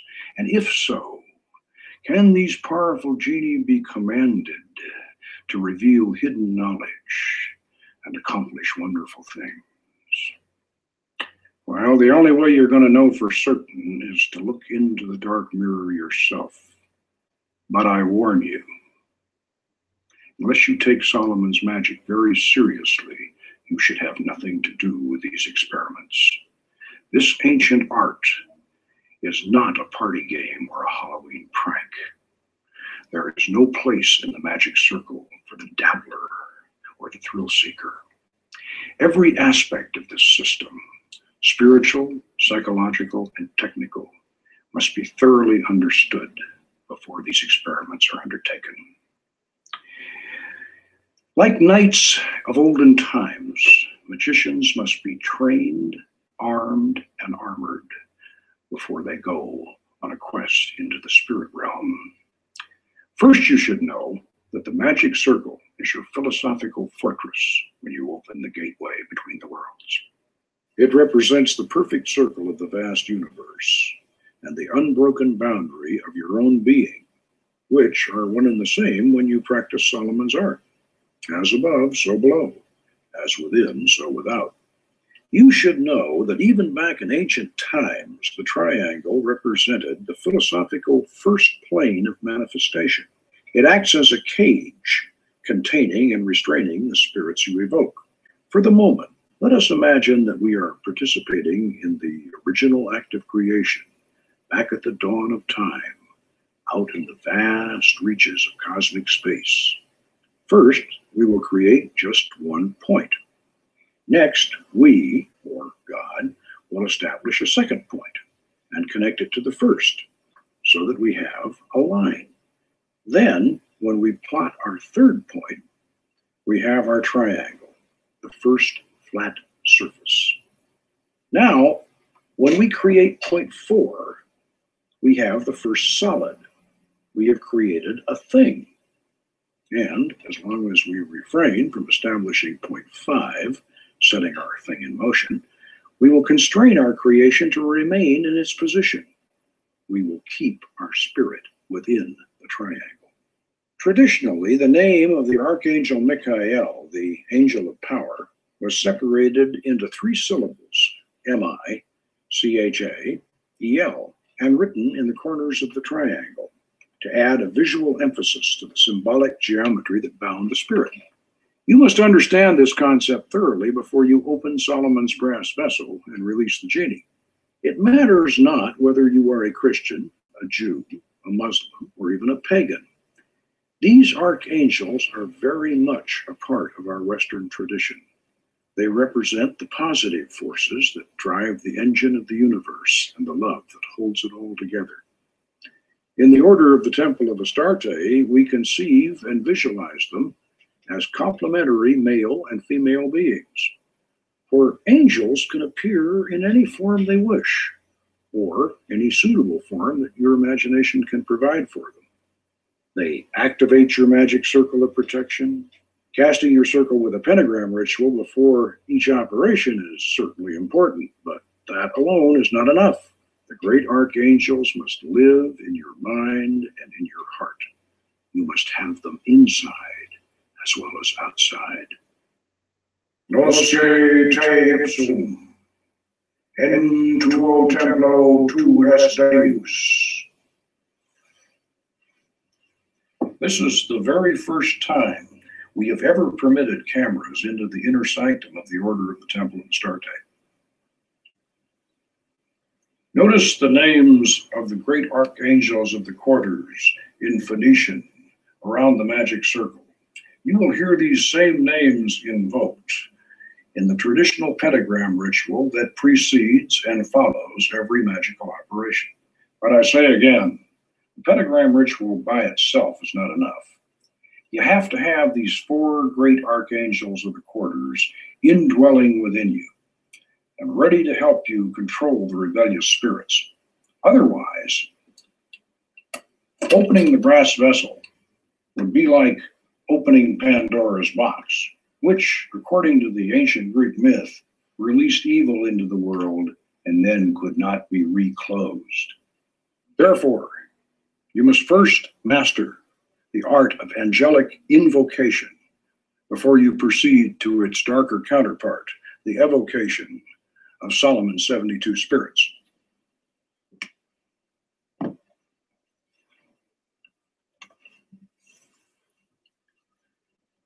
Along with the secret of the mirror in the triangle, the other crucially important element missing from the Goetia was the fact that the 72 spirits of the brass vessel had 72 direct counterparts in the holy angels of the Shemham Farash, or extended name of God. Now, these derived or suffix angels are not as personified as the archangels of the quarters or the angels of the planetary spheres, but they do provide a direct channel of power through which the four archangels of the quarters control each and every one of the spirits of the brass vessel.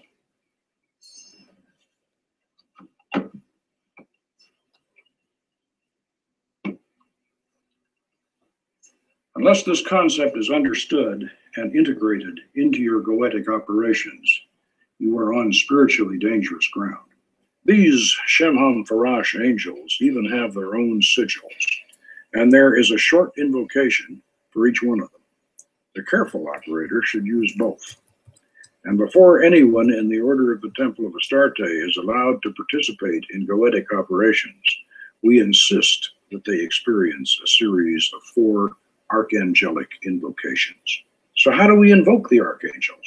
Well, there's another book in the Lemegeton Compendium that probably should have been published. Magic part may be a little maybe a little bit of a misnomer.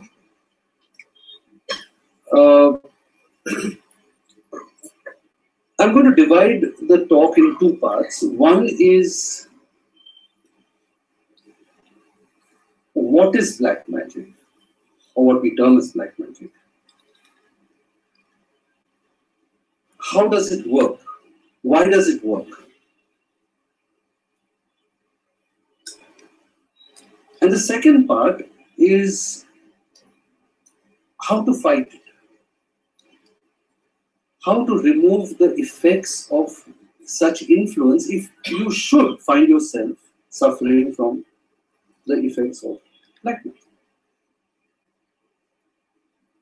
Now, to understand this topic, I will be constantly referring to the spirit world, or the astral world, or the subtle world. And a certain amount, I will explain a lot of it to you now, but a certain amount of acceptance has to be that such a realm, such a dimension exists. Now, if you say that, oh, I can't see it, so it doesn't exist, then it won't make sense. But if you kind of accept that, yes, there is a subtle dimension, there is a spirit world beyond the physical world, then you will make sense of what I'm saying. Though I will try to give you as much of detail as I can. Now, what does black magic actually mean? What is the meaning of this black magic? You see, it is primarily a concentrated form of negative energy directed towards an unsuspecting person to cause specific or general harm, injury, or problems, or suffering. This is primarily what it means. Also, this force of negative energy directed towards a person comes through the subtle realm, meaning it has to do with the spirit world. And the spirit world involves a lot of energies, a lot of souls who are not of the highest order. They are low vibrational souls who inhabit the spirit world. So in some way or the other, there is some connection to the spirit world. But here, let me draw a distinction. There are two types of black magic. One is what I call externalized black magic, and the other I call internalized black magic. Externalized black magic is what involves active use of the spirit world or elements of the spirit world.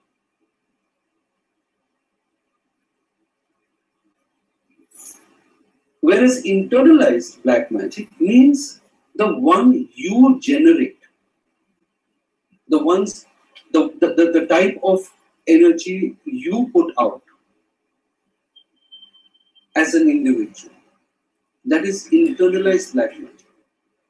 Again, to harm, hurt, or cause pain or harassment to somebody else.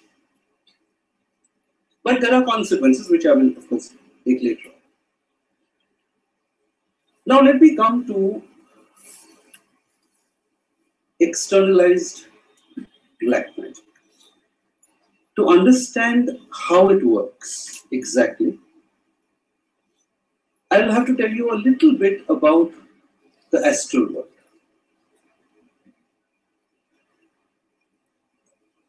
Some basics about the spirit world have to be known, have to be sort of understood if you want to know how this whole phenomena works. You see, the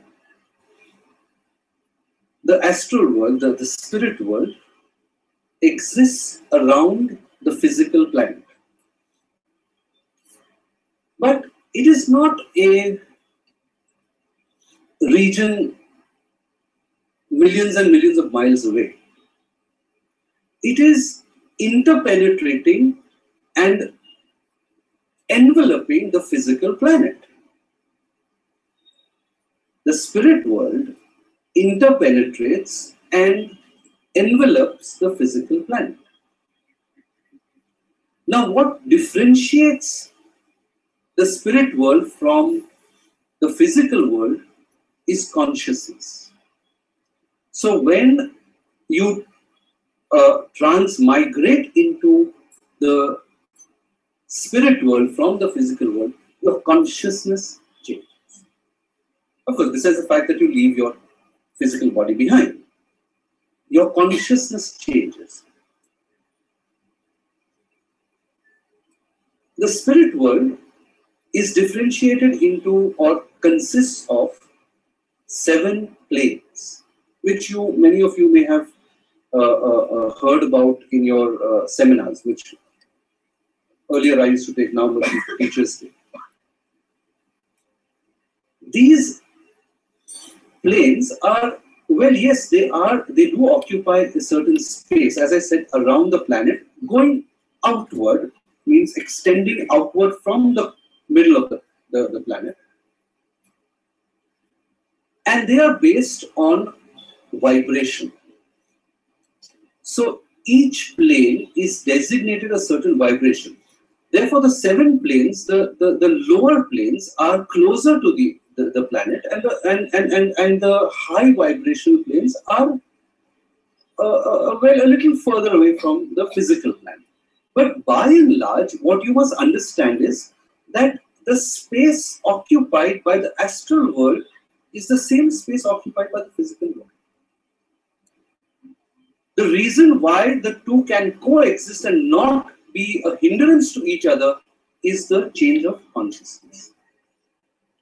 So when the consciousness changes, you as a human being, when you come into the human consciousness, you cannot interact with the astral world. And the astral world, unless it is necessary, cannot interfere or interact with the physical world because their consciousness is different. Now,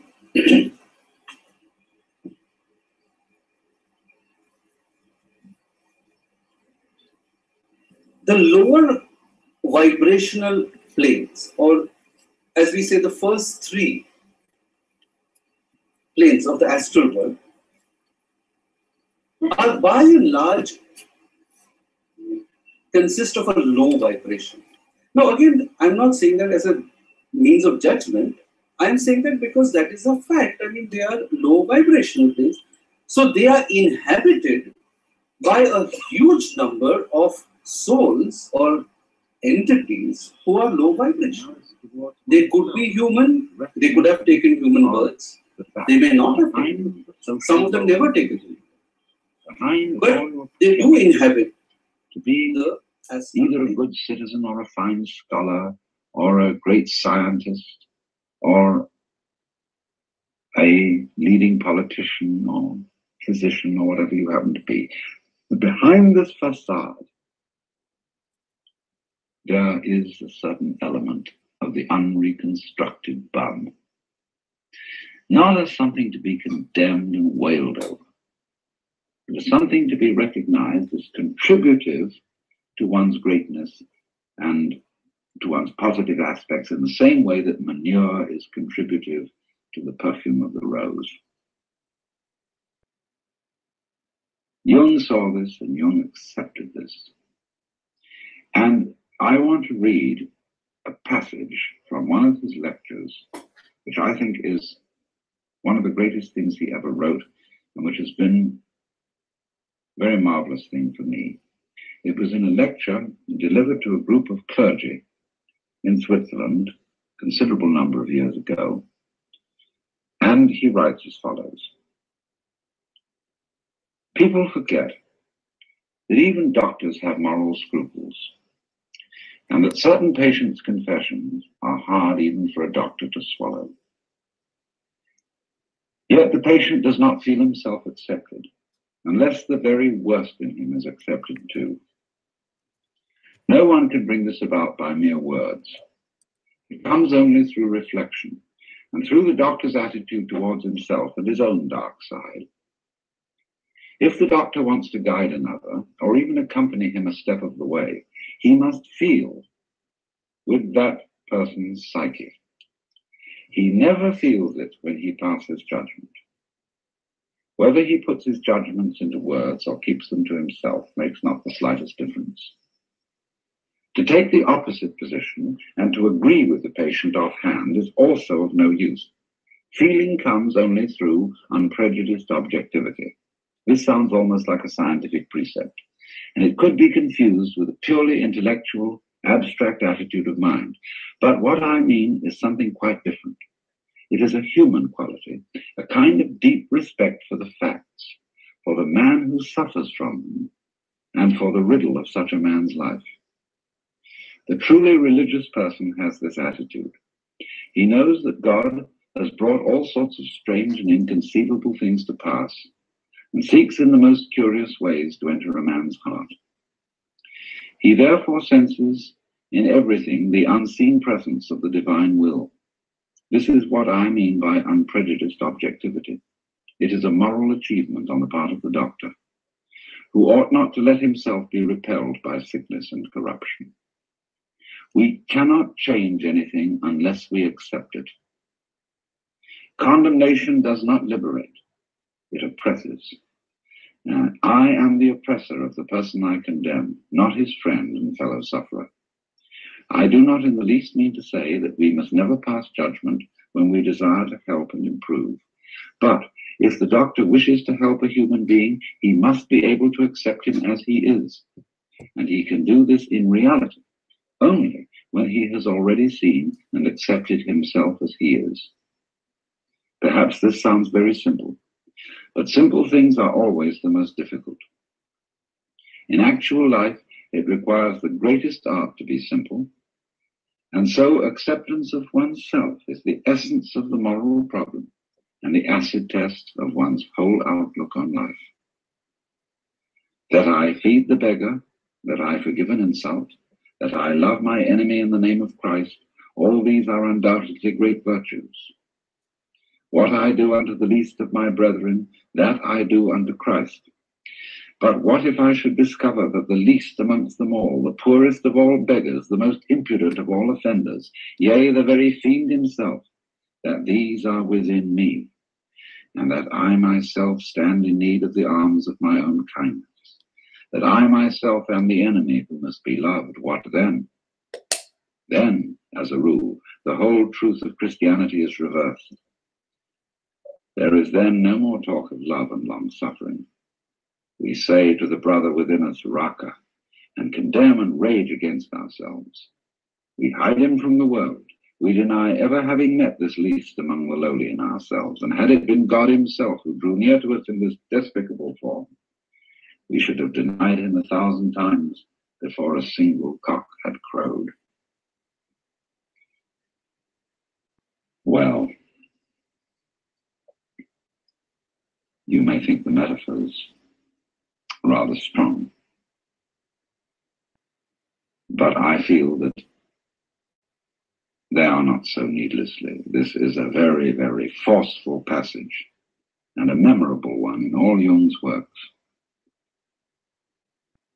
trying to heal this insanity from which our culture in particular has suffered, of thinking that a human being can become hale, healthy, and holy by being divided against himself in inner conflict, paralleling the conception of a cosmic conflict between an absolute good and an absolute evil, which cannot be reduced to any prior and underlying unity. In other words, our rage, and our very proper rage, against evil things which occur in this world, must not overstep itself. For if we require as a justification for our rage a fundamental and metaphysical division between good and evil, we have an insane and, in a certain sense, schizophrenic universe, of which no sense whatsoever can be made. All conflict, Jung was saying, all opposition has its resolution in an underlying unity. You cannot understand the meaning of to be unless you understand the meaning of not to be. You cannot understand the meaning of good unless you understand the meaning of evil. Even St. Thomas Aquinas saw this, for he said that just as it is the silent pause which gives sweetness to the chant, so it is suffering, and so it is evil, which makes possible the recognition of virtue. This is not, as Jung tries to explain, a philosophy of condoning the evil. To take the opposite position, he said, and to agree with the patient offhand is also of no use, but estranges him, the doctor, or estranges him, the patient, as much as condemnation. Let me continue further, reading from this extraordinary passage. Healing may be called, Jung says, a religious problem. In the sphere of social or national relations, the state of suffering may be civil war, and this state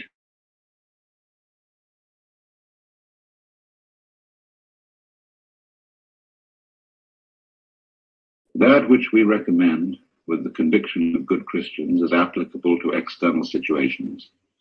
We must also apply inwardly in the treatment of neurosis. Modern man has heard enough about guilt and sin.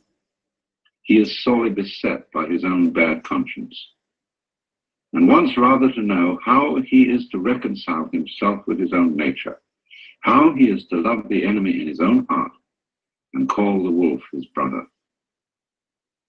The modern man does not want to know in what way he can imitate Christ, but in what way he can live his own individual life, however meager and uninteresting it may be. It is because every form of imitation seems to him deadening and sterile that he rebels against the force of tradition that would hold him to well-trodden ways. All such roads for him lead in the wrong direction. He may not know it, but he behaves as if his own individual life were God's special will, which must be fulfilled at all costs. This is the source of his egoism, which is one of the most tangible evils of the neurotic state. But the person who tells him he is too egoistic has already lost his confidence, and rightly so, for that person has driven him still further into his neurosis. If I wish to effect a cure for my patients, I am forced to acknowledge the deep significance of their egoism. I should be blind indeed if I did not recognize it as a true will of God. I must even help the patient to prevail in his egoism. If he succeeds in this, he estranges himself from other people. He drives them away, and they come to themselves as they should, for they were seeking to rob him of his sacred egoism. This must be left to him, for it is his strongest and healthiest power. It is, as I have said, a true will of God, which sometimes drives him into complete isolation. However wretched this state may be, it also stands him in good stead. For in this way alone can he get to know himself and learn what an invaluable treasure is the love of his fellow beings. It is, moreover, only in the state of complete abandonment and loneliness that we experience the helpful powers of our own natures. End of quote. This is a very striking example of Jung's power to comprehend and integrate points of view as well as psychological attitudes that seem on the surface to be completely antithetical. For example, even in his own work, when he was devoting himself to the study of Eastern philosophy, he had some difficulty in comprehending the, let's say, the Buddhistic denial of the reality of the ego. But you can see that in practice, in what he was actually trying to get at, he was moving towards the same position that is intended in both the Hindu and the Buddhist philosophy about the nature of the ego. Just for example, as the Hindu will say, that the I principle in man is not really a separate ego, but an expression of the universal life of Brahman, or the Godhead. So Jung is saying here that the development of the ego in man is a true will of God, and that it is only by following the ego that one, and developing it to its full extent, that one fulfills the function which this, you might say, temporary illusion has in man's psychic life. For he goes on and says here, when one has several times seen this development at work, one can no longer deny that what was evil has turned to good, and that what seemed good has kept alive the forces of evil. The archdemon of egoism leads us along the royal road to that ingathering which religious experience demands. What we observe here is a fundamental law of life, enantiodromia, or conversion into the opposite. And it is this that makes possible the reunion of the warring halves of the personality, and thereby brings the civil war to an end. End of quote. In other words, he was seeing that, as Blake said, a fool who persists in his folly will become wise. That the development of egoism in man is not something to be overcome or better integrated by opposition to it, but by following it. It's almost, isn't it, the principle of judo, not overcoming what appears to be a hostile force by opposing it, but by swinging with the punch or rolling with the punch. And so by following the ego transcends itself. And in this moment of insight, the great Westerner, who comes out of a whole tradition of human personality which centers it upon the ego, upon individual separateness, by going along consistently with this principle, comes to the same position as the Easterner. That is to say, to the point of view where one sees conflict, which at first sight had seemed absolute, as resting upon a primordial unity, thereby attaining a profound, unshakable peace of the heart, which can nevertheless contain conflict, not a peace that is simply static and lifeless, but a peace that passes understanding. I suppose that some of you have read a very fascinating work that was written many years ago by C.G. Jung, a commentary that he wrote to a translation of a Chinese classic by Richard Wilhelm called The Secret of the Golden Flower. Now, you may remember that in that commentary, he takes up the very fascinating problem of the dangers inherent in the adoption of Oriental ways of life by Westerners, but more particularly the adoption of Oriental spiritual practices such as yoga. And I remember I learned a great deal from that essay and appreciated it very much in ever so many ways, because even in my own fascination with forms of Oriental philosophy, I've never been tempted to forget that I'm a Westerner. But as I think this essay over, I'm not sure that Jung discouraged the practice of yoga by Westerners for quite the right reasons. I find so often the difficulty in Jung's ideas lies in his theory of history, which is, I feel, a hangover from 19th century theories of history encouraged by Darwinism, namely that there's a sort of orderly progression from the ape through the primitive to the civilized man. And of course, naturally at that time, that was all hitched in with the theory of progress. And it was highly convenient for the cultures of Western Europe, which were then one up on everybody else, to consider themselves in the van of progress. And when they visited the natives of Borneo and Australia and so on, to be able to feel that they were perfectly justified in appropriating their lands and dominating them because they were giving them the benefits of the last word in evolution.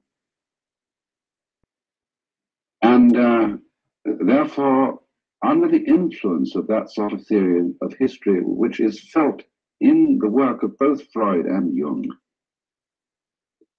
one gets the feeling of there being a kind of progressive development of human consciousness. And Jung is charitable enough to assume that because the Chinese and Indian civilizations are immeasurably older than ours, they've had the possibility of far more sophistication in psychic development, even though he feels, and probably rightly, that there are things they can learn from us.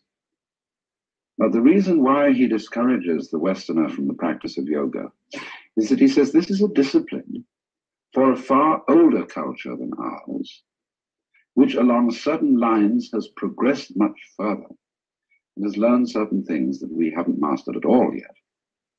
And thus he points out that when somebody embraces Vedanta or Theosophy or any yoga school in the West and tries to master a discipline of concentration in which they have to oust from their consciousness all wandering thoughts. He says that this for a Westerner may be a very dangerous thing indeed, because just exactly what the Westerner may need to do is to allow free rein to his wandering thoughts and his imagination and his fantasy, because it's only in this way that he can get in touch with his unconscious, and that his unconscious will not leave him in peace until he gets in touch with it. He assumes the members of Oriental cultures have done this long before they went into yoga practice. Now, I don't think this is quite true. But I do think there are other reasons why Western people need to exercise a good deal of discrimination and caution in adopting Eastern disciplines and ways of life. In other words, it's rather like the problem of taking medicine. You know, if you don't feel very well and you go to a friend's medicine cabinet and you sort of look it over and see bottles of medicine in there, and you say, I'm sick, I need medicine. So you take some medicine. Any medicine will do. Well, it won't.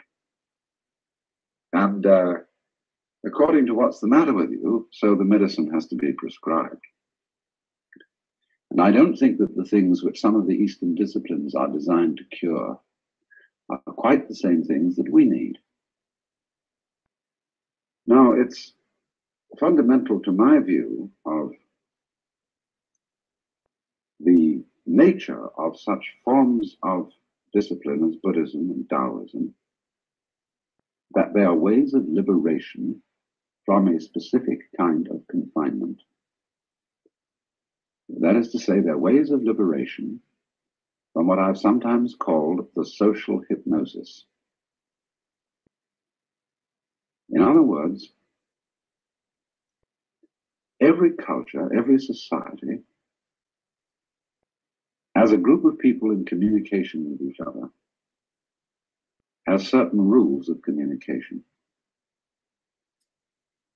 And from culture to culture, these rules differ in just the same way that languages differ.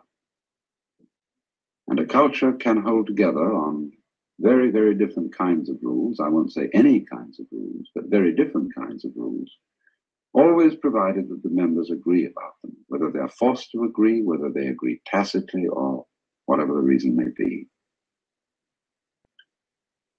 And these rules are, in a way, very much like the rules of a game. In other words, take a game like chess. You can have the kind of chess we play with an 8-square board, or you can have a kind of chess that the Japanese play with a 9-square board. It doesn't make any difference so long as you both play on the same board and by the same rules. But since this is a chess as a game, and in the same way, the development of human cultures is also, in a way, a game. That is to say, it's the elaboration of a form of life. And the fun of it, in a way, is the fun of elaborating it in just some interesting form. That's the same as the fun of a game. The fun of a game is it has a certain interest. But it doesn't follow that the rules of the game correspond to the actual structure of human nature or to the laws of the universe. But because in every culture it's necessary to impress upon especially its younger members that these rules jolly well have to be kept, they are usually in some way or other connected with the laws of the universe and given some sort of divine sanction. And there are indeed cultures in which the senior members of the group realize that that's a hoax, that that's as if it's made up and is done to terrify the young. And when they become senior members of the culture themselves, they see through the thing, but they don't let on, they keep it quiet. They don't let out to those who are supposed to be impressed that this was really a hoax to get them to behave. Well, anyway, after a great deal of careful study, I've come to the conclusion that the function of these ways of liberation is basically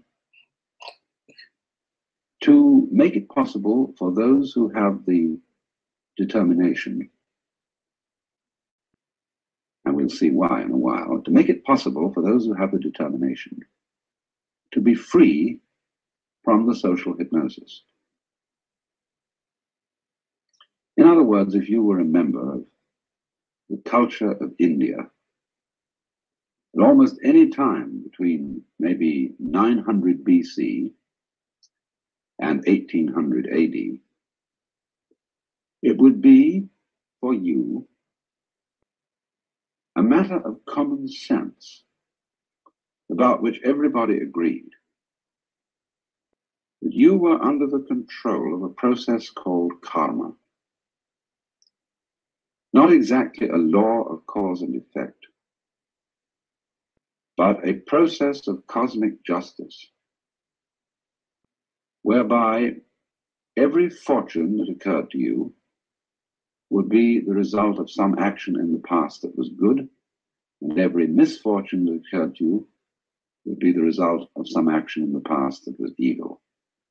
And furthermore, that this action in the past might not have been done in this present life, but in a former life. It was simply axiomatic to those people that they were involved in a long, long process of reincarnation, reaping the rewards and punishments. And there was not only the possibility of being reincarnated again in the human form, but if you were exceedingly good, you might be born in one of the heavens, the paradises, and if you were exceedingly bad, you might be born for an insufferable period of years, not forever, in a purgatory. And the purgatories of the Hindus and Buddhists are just as ingeniously horrible as those of the Christians. Well, of course, everybody knows, I mean, anybody seems to be having a sense that all this imagination of post-mortem courts of justice is a way of telling people, well, if the secular police don't catch you, the celestial police will catch you, and therefore you had better behave. And it's an ingenious device for encouraging ethical conduct. Now, but remember that for a person brought up in that climate of feeling where everybody believes this to be true, it seems a matter of sheer common sense that it's so. And it's very difficult for a person so brought up not to believe that that is the state of affairs. Take an equivalent situation in our own culture. It's still enormously difficult for most people to believe that space may not be Newtonian space, that is to say, a three-dimensional continuum which extends indefinitely forever. The idea of a four-dimensional curved space seems absolutely fantastic and can't even be conceived by people unversed in the mathematics of modern physics. Or again, as I've often pointed out, it's very difficult for us to believe that the forms of nature are not made of some stuff called matter. That's a very unnecessary idea from a strictly scientific point of view, but it's awfully difficult for us to believe it. Believe, in other words, that there isn't this underlying stuff. And not so long ago, it was practically impossible for people to conceive that the planets did not revolve about the Earth encased in crystalline spheres.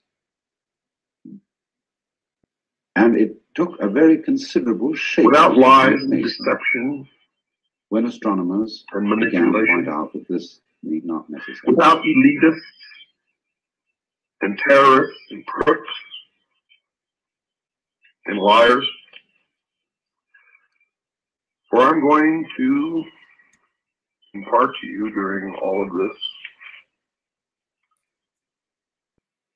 that the priests of the ancient mystery religion are the ones who have caused most of the misery in the history of man. And if they had not learned this knowledge, the secrets of the ages that they keep from the rest of us and use to manipulate us, maybe we would have reached peace in this world hundreds of years ago. I don't really know the answer to that, but I don't think much of what has happened in the history of the world that was miserable, terrible, would have happened without these people.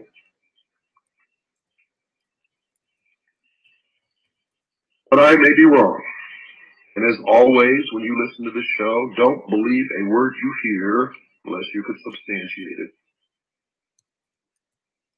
in your own research. At the end of the movie, what you saw as the astronaut became older and aged, and this was the symbol of gaining knowledge and wisdom.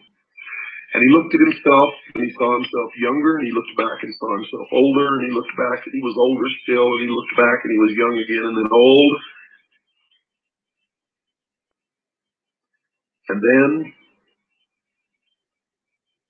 he saw this unbelievably overpowering, stunning vision of a fetus, a human fetus, floating in the great vastness of the universe, signifying the birth of the new age and the new man that will go into the future. On the sequel to 2001, you saw that this astronaut who had made the jump came back and talked to some select few, signifying that he had then become a teacher to the rest of us. When he was asked what happened to him, he said, and I quote, "Something wonderful," unquote. Now that was supposed to tell the rest of the initiates of the world who really understood the symbology of the movie that if they were able to make this transition, the future would be a utopia.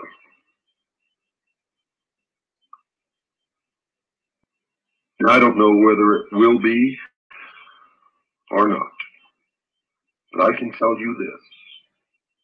The priests of the ancient mystery religions are in charge right now, and we had better damn well find out, and we had better do it very quickly. For the new age is the age of Aquarius, and the exact date of the dawning of the age of Aquarius can be determined astrologically. And I'm not going to tell you what that date is, although I have it right here on a piece of paper in front of me. I want you all to help in this search. God knows I need help. I can't save us all alone. And there's always the possibility, because I am human, that I could make the wrong decision or make the wrong interpretation.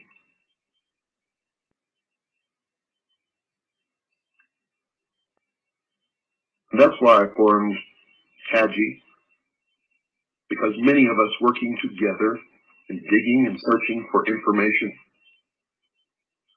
are much more likely not to make the mistakes than one man working alone.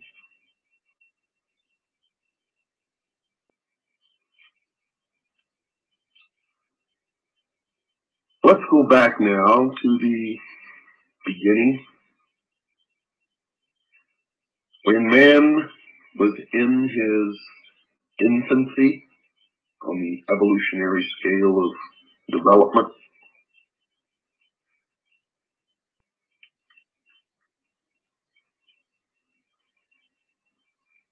Man was alone.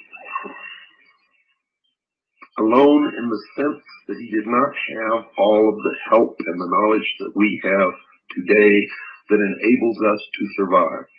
You see, man then was subject to the cold, to the wild beasts of prey.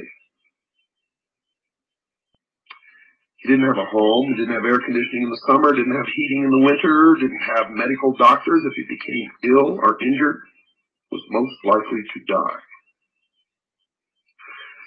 So it did not take ancient man very long to decide that in this world the single greatest enemy to be feared was the darkness of night and all the unknown dangers that came with it. And simply stated, man's first enemy was darkness.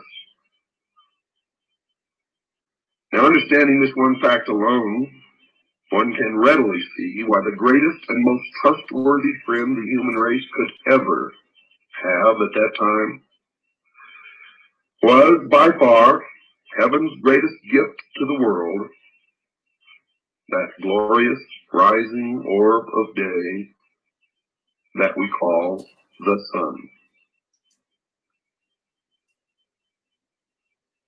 And that was the beginning of the battle between light and darkness. And it was man's first understanding of the birth, the death, and the rebirth of a deity. For the sun rose, was born in the morning, traveled across the heavens, where it reached its most powerful point, the zenith. And that would explain why so many things occur at noon or near noon. And then signifying old age and the end of its life, sank into the west and then died. And man was subjected to the rigors, the dangers, the cold of night until his God again was reborn the next morning. Now, folks, I'm not making any of this up, and it took me many, many years of study to figure this out. Man noticed that the moon also rose, lived a different life than the sun, and then set and died and was reborn again. The sun, because of its brilliance, became the master or the greatest deity. And the moon took on the feminine aspect because the moon reflected the light of her master.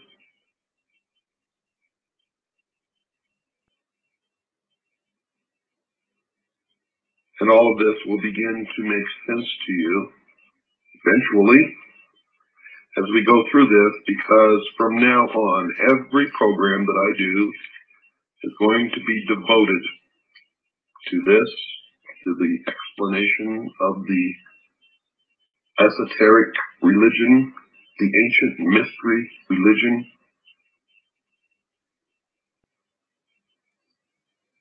And it's important that we all understand it because these are the people in charge.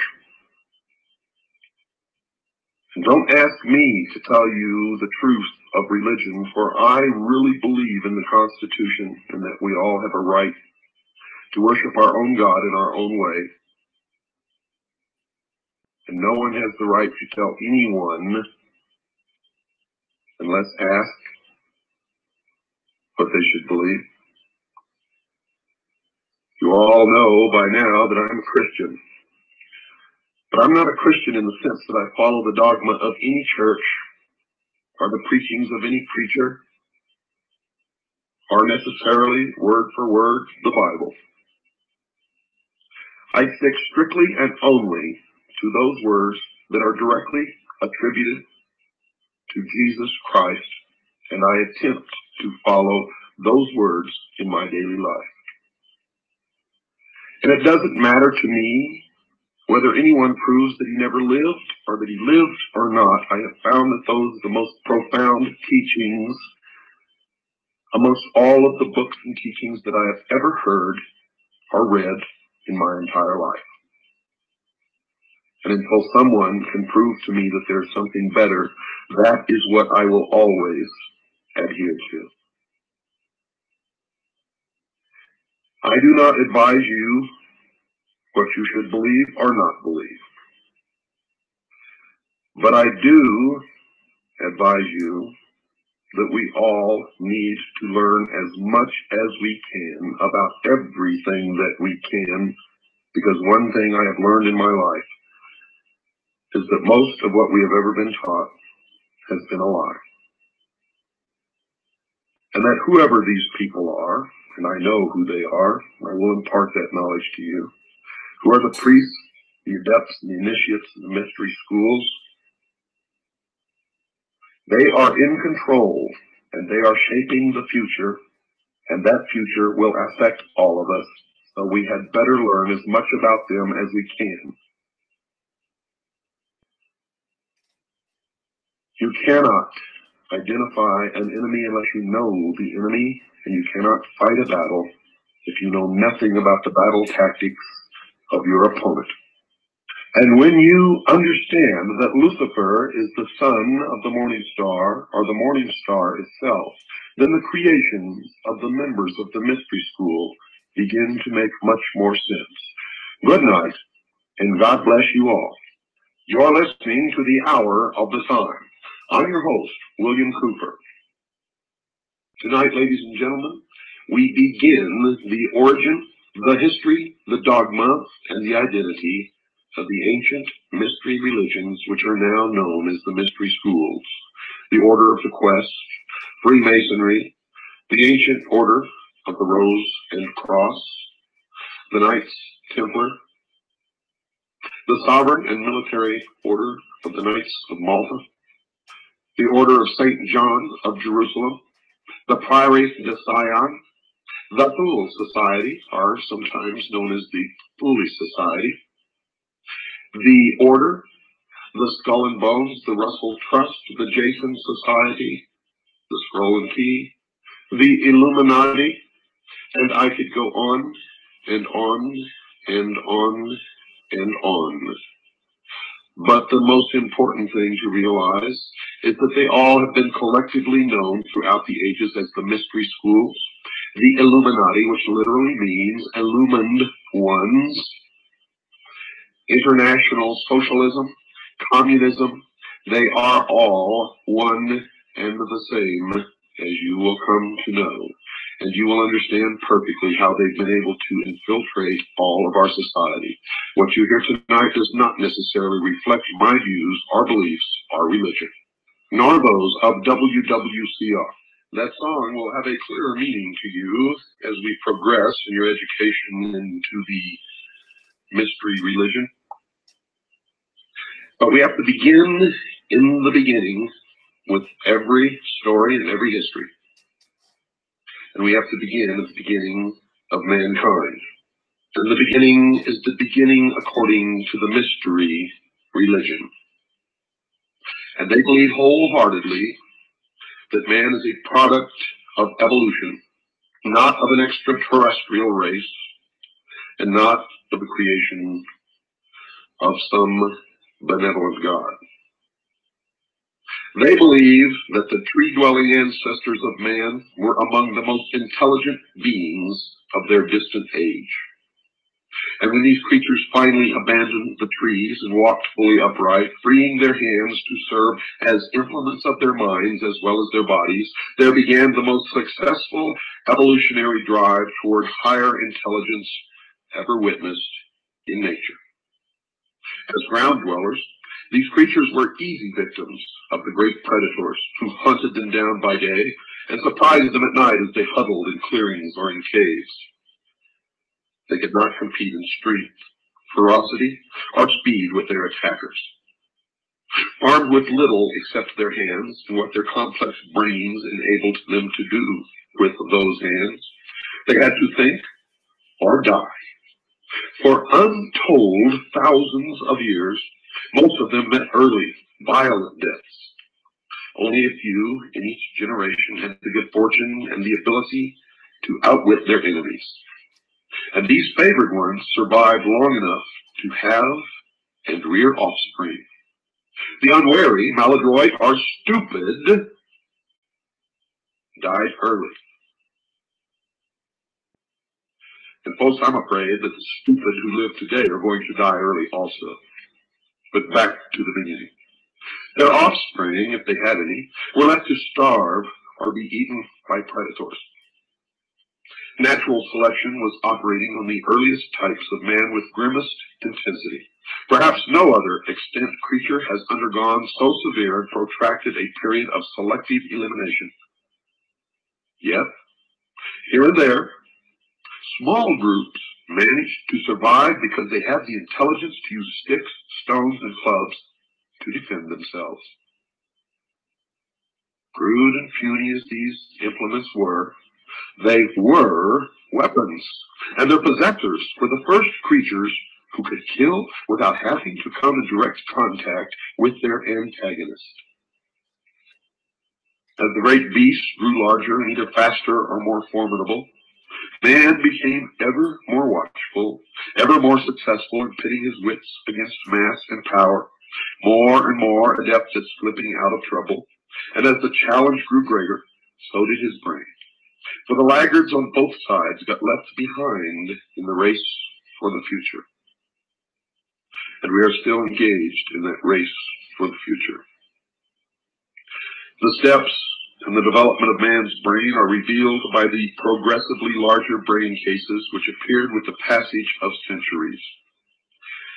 Basing our judgment on the improvements in tools and weapons which took place as the intelligence of their inventors increased, we can construct some of the ways in which natural selection may have worked to bring about a doubling in size of the human brain. Many edible nuts are too hard for even a caveman to crack between his teeth. Accordingly, they were useless to early man until some genius of his day discovered that any nut could be opened if it were just placed upon one stone and struck hard with another. Better fed, the family of this innovator proliferated while the others died off. Perhaps centuries later, while a man sat cracking nuts between two stones, one stone broke, and the broken edge cut his hand. Previously, men in the same situation had thrown the broken stone away and nursed their cuts. But this man started thinking. He possessed an original thought. Since the edge had cut through his skin and drawn blood, it might also cut through the skin of the small animals he caught, making it easier to get at the meat. The first knife was invented. He and those close to him, and those intelligent enough to imitate them, increased in number, and the rest died off. They had a cutting tool which made it possible for them to skin and eat meat in less time. So they had more time for hunting. Many of the descendants of this exceptional man became increasingly skillful at breaking and chipping hard stones into sharper tools and weapons. And if you've been to a museum of natural history and you've seen these fine, beautiful flint arrowheads and spearheads,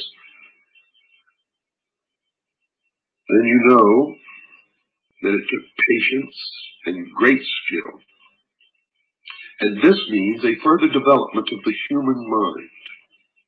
Natural selection favoring better knife makers went on for hundreds of thousands of years, according to those who guard the secrets of the ages, and even according to modern science.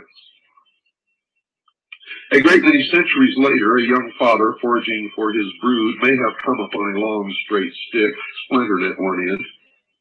Well, he pulled and chewed at the splinters until only one stout point was left, or at least that's how we can imagine that it was done. It seemed to him a very useful stick, for it was sharper than the digging sticks which the women used. He may have remembered a night during his boyhood when a great cat had charged his family's campsite and dragged away a younger sister.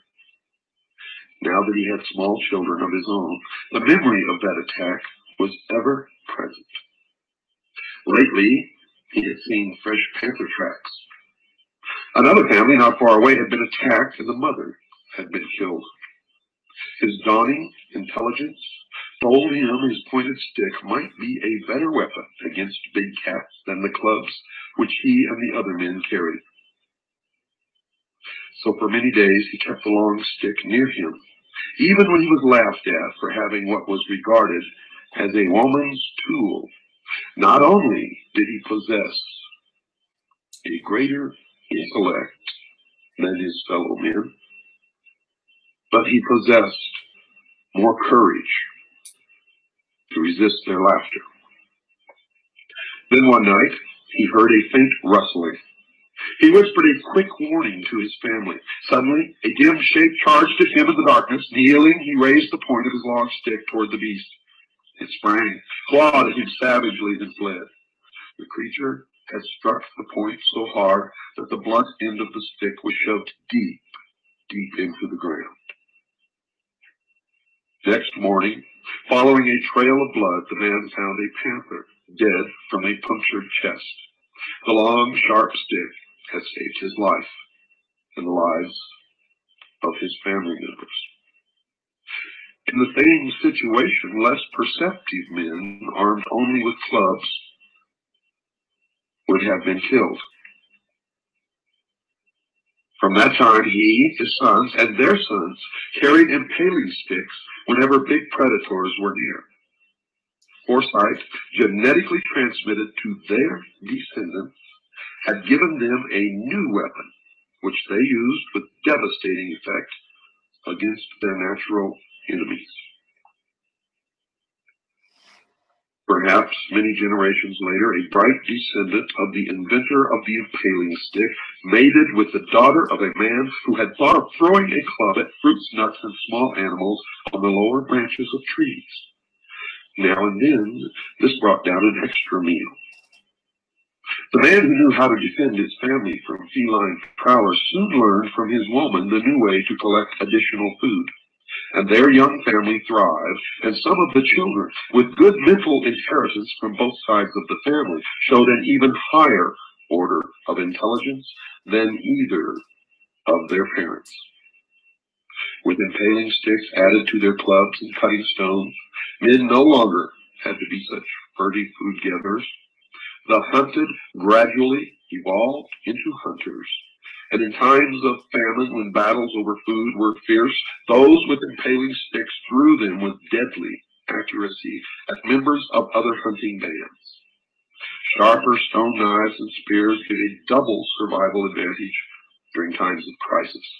But the most telling gains were the increasing sharpness of minds. However incomplete our knowledge of human ancestry, there is scarcely any doubt that the development of brain power, of intelligence, was the decisive force in the evolutionary process which culminated in the appearance of the species to which we belong. Natural selection, they believe, has brought about the evolutionary trends towards increasing brain power because brain power confers enormous adaptive advantages on its possessors. It is obviously brain power, not body power, which makes man by far the most successful biological species which living matter has produced.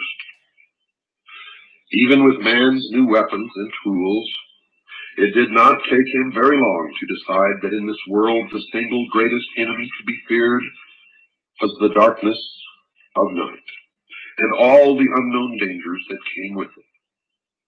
Simply stated, man's first enemy was darkness. Understanding this one fact alone, one can readily see why the greatest and most trustworthy friend that the human race could ever have was, by far, heaven's greatest gift to the world, that glorious rising orb of day, the sun. And with this simple truth understood, we can now begin to unravel the most ancient and still the most successful religion upon the face of this earth. Its success lies in its ability to remain hidden from the rest of the people. But first, let me assure you folks that no people of the ancient world believed the sun to be God. In point of fact, every ancient culture and nation on earth have all used the sun as the most logically appropriate symbol to represent the glory of the unseen creator of the heavens. In the Old Testament, it says, quote, "The heavens are declaring the glory of God," unquote. That's in Psalms 19, verse 1. In the Old Testament, quote, "The Son of Righteousness will arise," unquote. Malachi chapter 4, verse 2. The ancient peoples reasoned that no one on earth could ever lay claim of ownership to the great orb of day. It must belong to the unseen creator of the universe. It became, figuratively speaking, not man's, but God's sun. Truly, God's sun was the light of the world. As I stated before, folks, in the dark, cold of night, man realized his utter vulnerability to the elements. Each night, mankind was forced to wait for the rising of the sun to chase away the physical and mental insecurity brought on by the darkness. Therefore, the morning sun focused man's attention on heavenly dependence for his frail, short existence on earth, and in doing so, it became the appropriate symbol of divine benevolence from heaven. For without the sun there was no light, there was no warmth, and nothing could grow or live upon the face of this earth. So just as a small fire brought limited light into man's own little world of darkness, likewise, the great fire of day served the whole earth with his heavenly presence. For this reason, it was said that the God of the Bible was a consuming fire in heaven, and so he was. It was accepted by all that man was bound to a life on earth, but the sky was the abode of God's Son. He resided up there in heaven. Ancient man saw in his male offspring his own image and likeness, and his own existence as a father was proved by the person of his Son. It was assumed that God's Son was but a visible representative of the unseen Creator in heaven. So it was said, quote, "When you have seen the Son, you have seen the Father," unquote. Said another way, quote, "The Father is glorified in his Son," unquote. Ancient man, even with his limited intelligence at that time, had no problem understanding that all life on earth depended directly on life-giving energy from the sun. Consequently, all life was lost without the sun. It followed that God's Son was nothing less than man's Savior. Since energy from the sun gave life, and we sustained our very existence by taking energy in from our food, which came directly from God's Son, the Son must give up its life, supporting energy, so that we may continue to live. God's Son must give his life for us to live. Now, I know that if you are intelligent out there listening, you are making some connections here. You see, the mystery schools believe that Christianity is a perversion of the mysteries. while it was plainly true that our life came from and was sustained each day by our Savior, God's Son, it was and would be true only as long as the sun would return each morning. And our hope of salvation would be secure only in a risen Savior. For if he did not rise from his grave of darkness, all would be lost. All the world waited for his imminent return each morning. The Father would never leave us at the mercy of this world of darkness. The heavenly promise was surely that, quote, he would come again, unquote, to light our path and save those lost in the darkness. Logically, even if man himself dies, as long as the sun comes up each day, life on earth will continue forever. Therefore, it was said in the ancient texts that everlasting life was the gift the Father gives through his Son. For God so loved the world that he gave his only begotten Son, that we may have life everlasting on earth. And the ancient text did not mean for you personally, but on earth everlasting life. That is the interpretation of the mystery schools.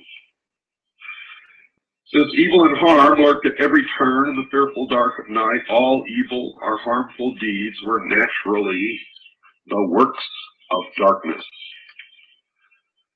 And with the return of the sun each morning, man felt more secure in his world and therefore was at peace. Therefore, God's Son was, with his warm rays of hope, the great, quote, Prince of Peace, unquote. And of course, the reverse was equally true. The evil of night was ruled over by none other than, quote, the Prince of Darkness, unquote. Hence, evil is of the dark, or the devil. It was only a short step to see that the light of God's Son equated with righteousness and truth, and evil with darkness. From then on, it was simple to understand. Light was good, dark was bad, and the priests of the ancient mystery religion always followed the light.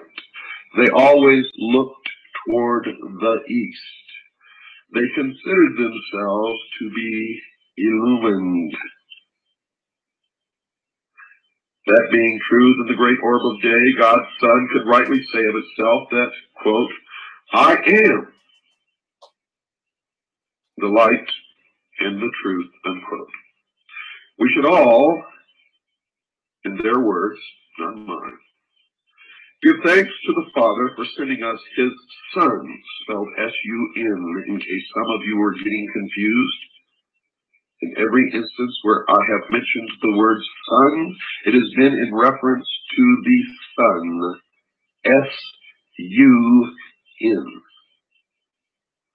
For the peace and tranquility he brings to our life is even called solace. Solace is from the word solar, which means sun. Are you beginning to see the light? We now have before us two cosmic brothers, one very good and one very bad. One brings the truth to light with the light of truth.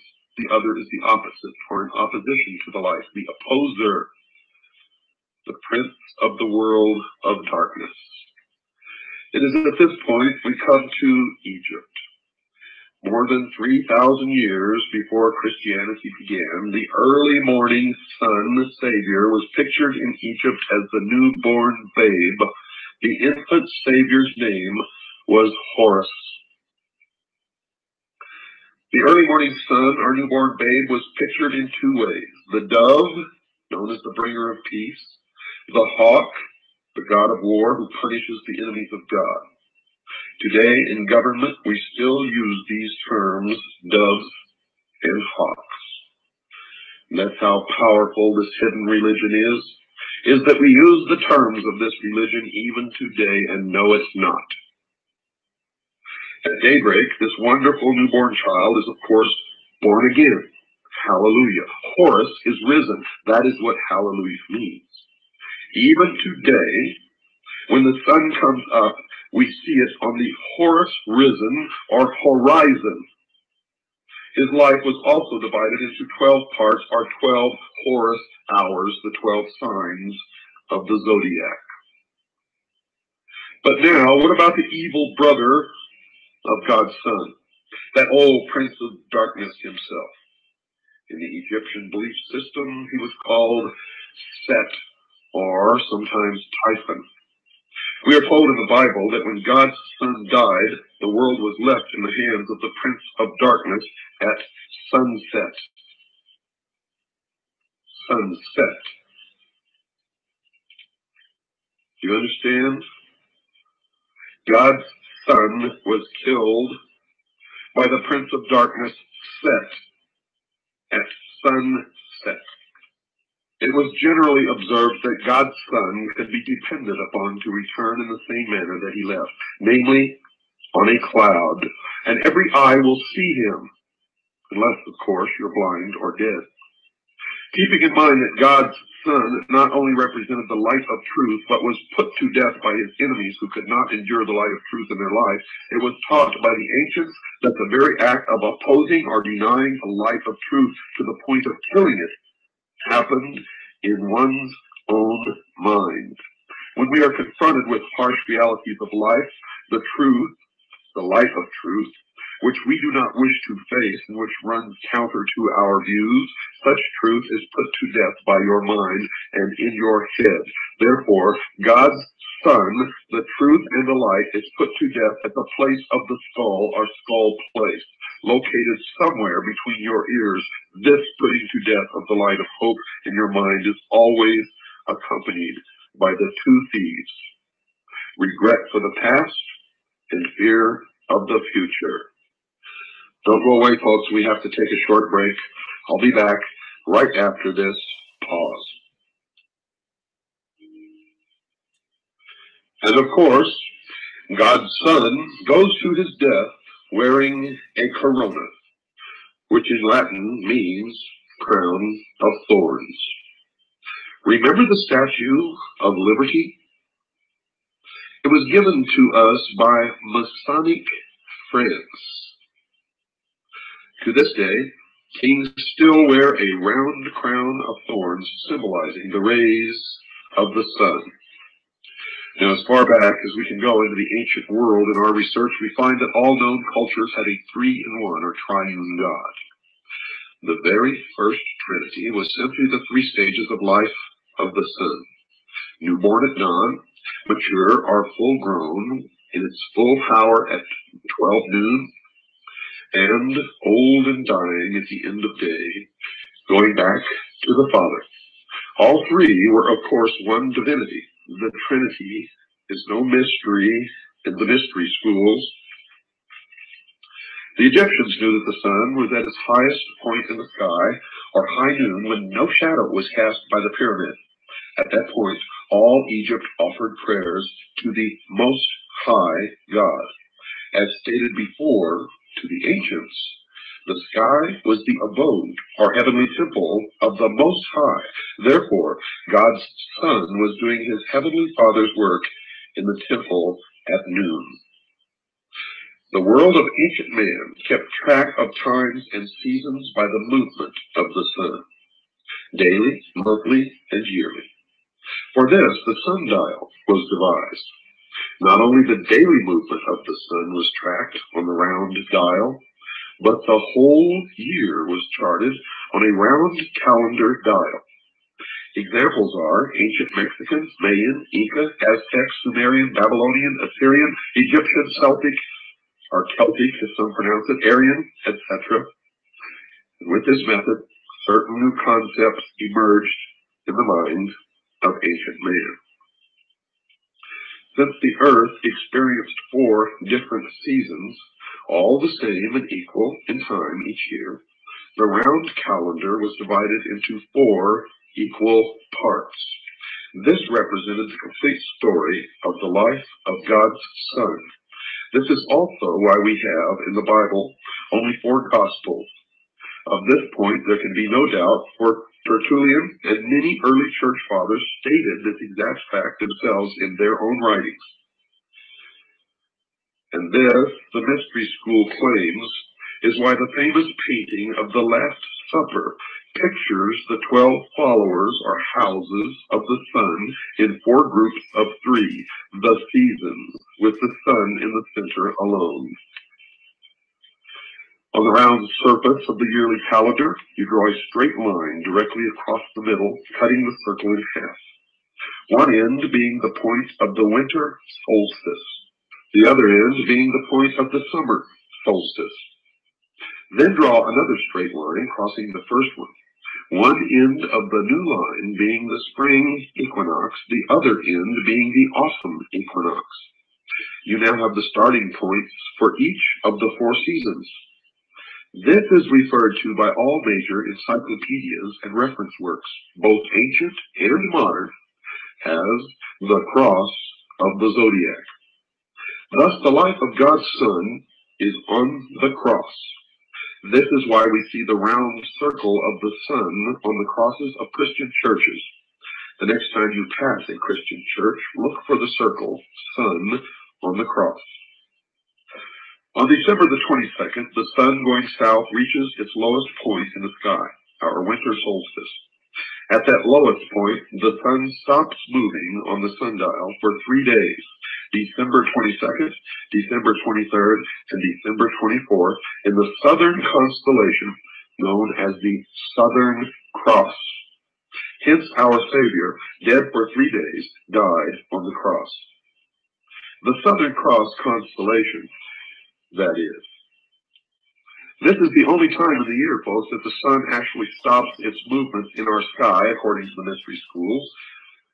On the morning of December the 25th, the sun begins its annual journey back to us in the northern hemisphere, bringing, of course, our spring. Therefore, on December 25th, the sun is born again. And to this day, his worshipers still celebrate his birthday. It is at this point that we should look at the significance of the recurring number 12 in the Bible. First, 13 is said to be unlucky for humans. It is a heavenly number and represents the Son plus the 12 equals 13, or Christ plus the 12 disciples equals 13.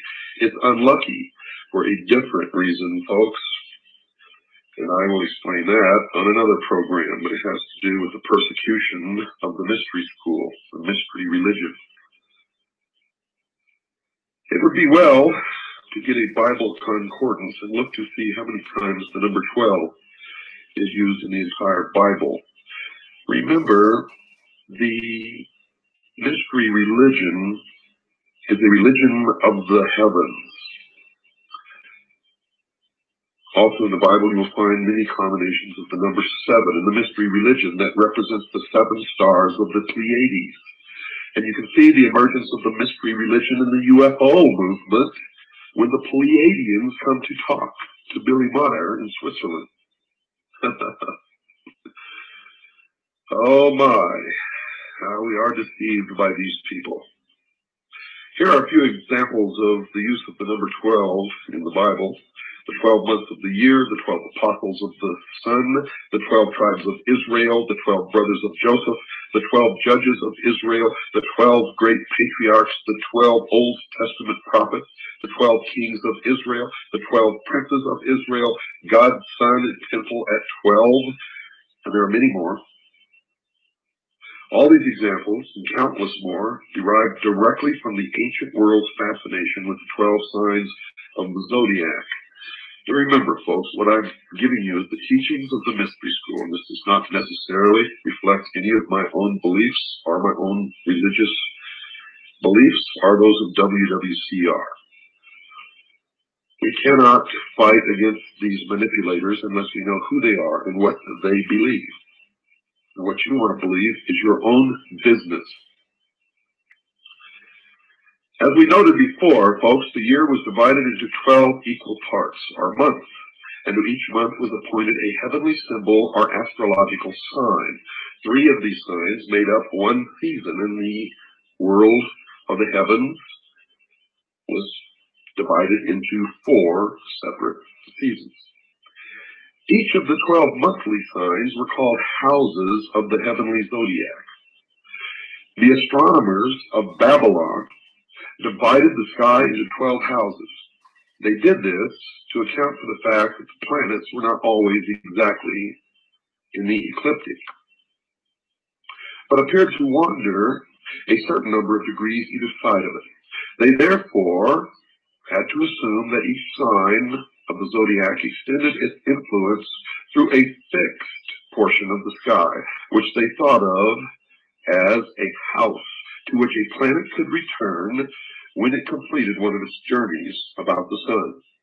The great god of the day had its house in Leo, the lion of Judah, where he ruled at the head of his splendor.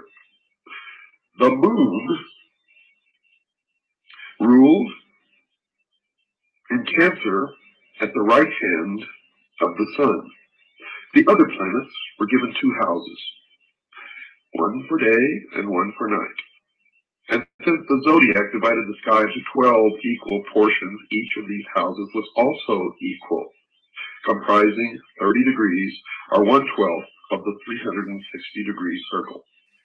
And the houses and signs of the zodiac were as follows. Aries was the ram, or lamb of God. Taurus, the bull, the golden calf. Gemini, the twins, which represented Cain and Abel. Jacob and Esau are Jesus and Satan, for in Mystery Babylon, Jesus and Satan are brothers, and in some sects of the Mystery religion, they are the same entity. Cancer, the crab. Leo, the lion of the tribe of Judah. That can be found in Revelation 5, verse 5. Virgo, the virgin, spring birth of God's son, or Mary. Mary, or Marie, means pure, thus Mary, the Virgin, the Mother of God, when God is reborn or born in the spring. And that is where the mother holding the child, Isis with the child, Horus, and all through the history of the world, you will find a virgin holding a child in every culture, every language, in every continent of this earth. Libra, the scales. Scorpio, the scorpion, the backbiting traitor, Judas. Sagittarius, the archer. Capricorn, the sea goat, or the goat of Mendes. Aquarius, man with the water pitcher. Pisces, the 2 fish. The age that we are leaving at this point in time is the age of Pisces. And according to the mystery religion, we are entering into the age of Aquarius very soon in our future. And to them this has great meaning, for it means the dawn of the new age, the age of the illumined man. The number of the man is 666 in the mystery religion. Today, we have expressions when someone dies. We say things like they passed, or they passed on, or they passed away. The ancients said they passed over from one life to another. Over what? Over the river. And so it was with the coming of spring. As God's Son is resurrected from the depth of winter to his new life in spring. This is why Christians celebrate the resurrection with a sunrise service at Easter. And the Jews, who knew this ancient religion from their time in captivity in Babylon, celebrate the same with their Passover.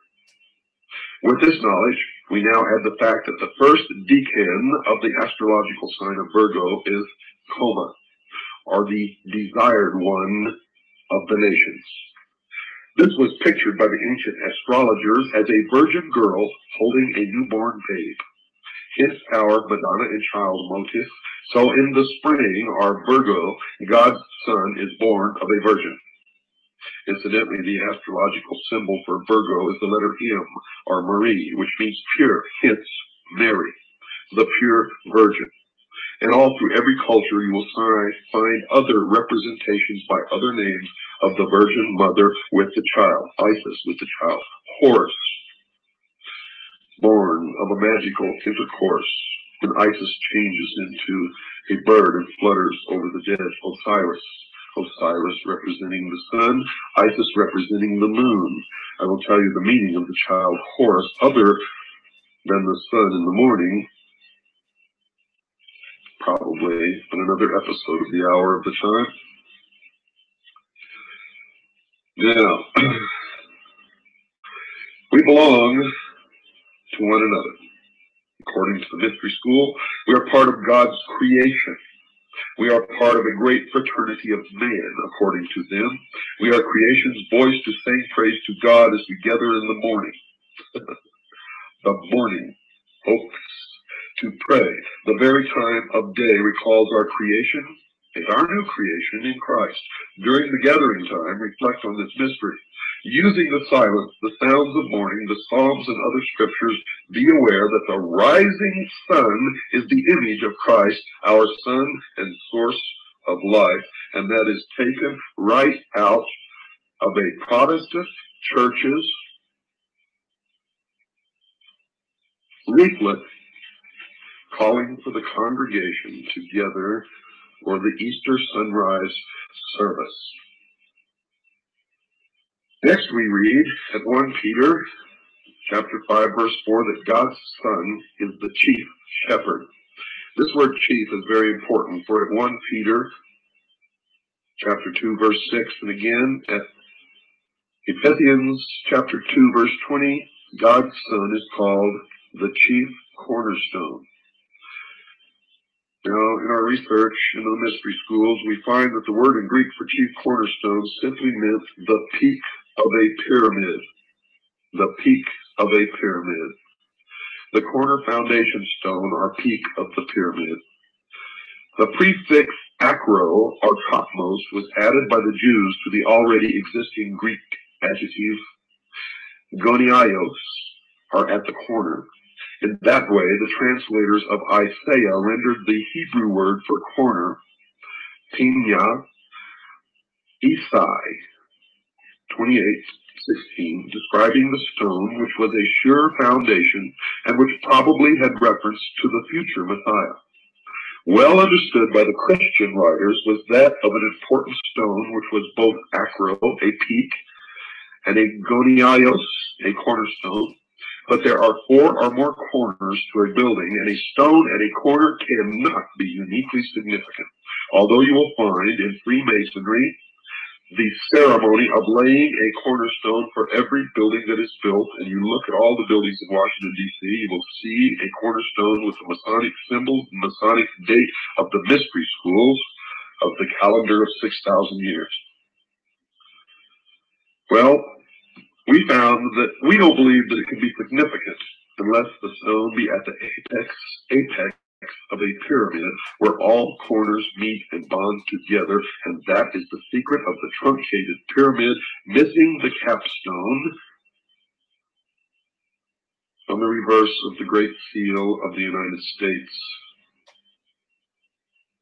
For we have found in our research that in the mystery religion, the master mason is the cornerstone or the peak of the pyramid, the illumined man, who functions as the eye of Horus or the spy for the mystery schools wherever he is at. Just as the Great Pyramid near Mexico City is called the Pyramid of the Sun, so also the Great Pyramid of Egypt was actually dedicated to Horus, the sun.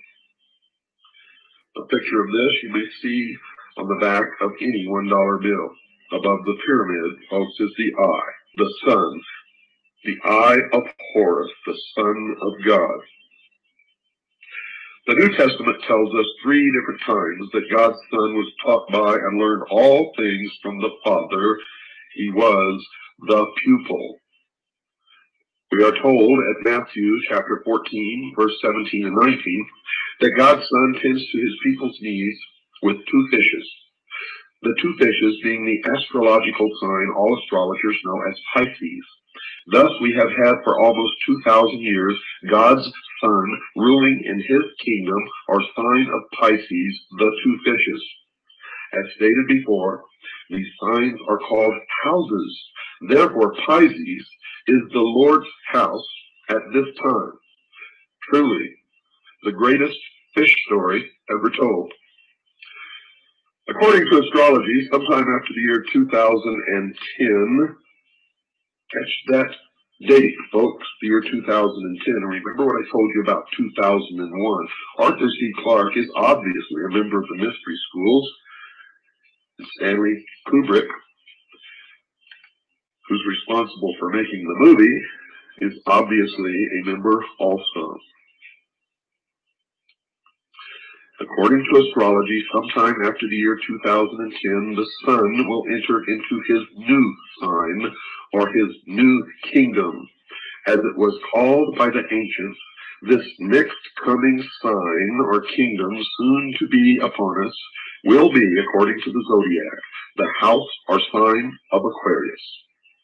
So when we read at Luke chapter 22, verse 10, we now understand why God's Son states that he and his followers at the last Passover are to go into the house of the man with the water pitcher.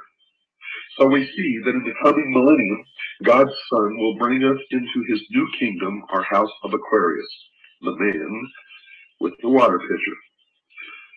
Once we realize that in astrology each month is assigned one of the so-called houses of the zodiac, and in heaven are 12 houses, or 12 monthly signs, then the words we read of God's Son saying, quote, "In my Father's house are many mansions," unquote, makes sense when translated correctly.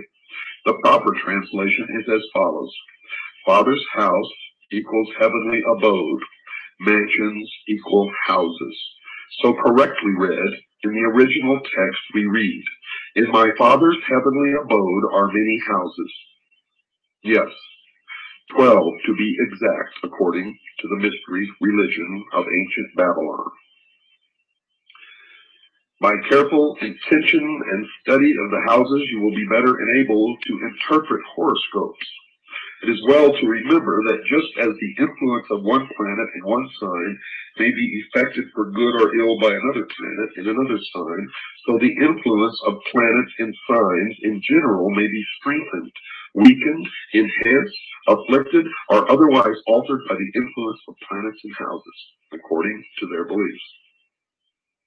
A rule of thumb to remember is that signs measure your inherent qualities. The planets influence those qualities, and the houses indicate directions for them. In other words, the houses indicate certain things, and a planet in a house influences or activates the things indicated. Now, this is all according to their religion. If you want more explanation, please ask Nancy Reagan. Anyone familiar with modern-day Christianity must surely know we are said to be living in the last days. This teaching is in part based on the idea expressed in Matthew chapter 28, verse 20 of the King James Bible, where God's Son says, quote, "I will be with you even to the end of the world," unquote. End of the world? Yet another simple mistranslation to clarify, and there are many in the Bible with a proper understanding of the actual words used, this end of the world is translated differently in various Bibles. Some say end of time, some say end of the days, and still others say conclusion of this system of things. So what does all this talk of the end time or last days really mean? Well, here's the simple answer, folks. According to the mystery schools, when the scriptures speak of, quote, the end of the world, unquote, the actual word used is not, I repeat, not, end of the world. The actual word in Greek is aeon, which when correctly translated means age. That's spelled, folks, A-G-E. Any library will have Bible concordances. Strong's Bible Concordance is a good reference work to use here. Look up the word age in any secular dictionary or Bible concordance. There you will find the word for age is from the Greek aeon, or A-E-O-N. Remembering that in astrology, each of the 12 houses or signs of the zodiac corresponds to a 2,000-year period of time called an age, we now know we are 1,992 years into the house or age of Pisces. Now, correctly understood, it can rightly be said that we today, in fact, are living in the last days. Yes, according to the mystery schools, we're in the last days of the old age of Pisces. Soon, God's Son will come again into his new kingdom, or new age, and that's where all this new age movement and new age comes from, new age of Aquarius, man with the water pitcher. Luke chapter 22, verse 10. That's right, folks, the new aeon, or the new age. This, according to the mystery schools, is the perversion of Christianity. This is the theme of the Bible, God's Son and his coming kingdom age, the new age of Aquarius. Now, what you choose to believe is your business. Remember, don't get mad at me. I am teaching you the mystery religion of ancient Babylon. And I'm telling you right now, many people practice this mystery religion in secret, and they hate Christians. They hate Christians because they believe that Christianity is a perversion of their religion, and thus is their enemy. When viewing the shimmering rays of sunlight on a body of water at dawn or sunset, according to the mystery schools, one can still see today how God's Son walks on water. Good night, and God bless you all. Good evening, folks, and welcome once again to the Hour of the Time. I'm your host, William Cooper. We continue where we left off last Friday night, February the 12th. And I want to quickly reiterate that what you're going to hear does not necessarily reflect my beliefs or my religion.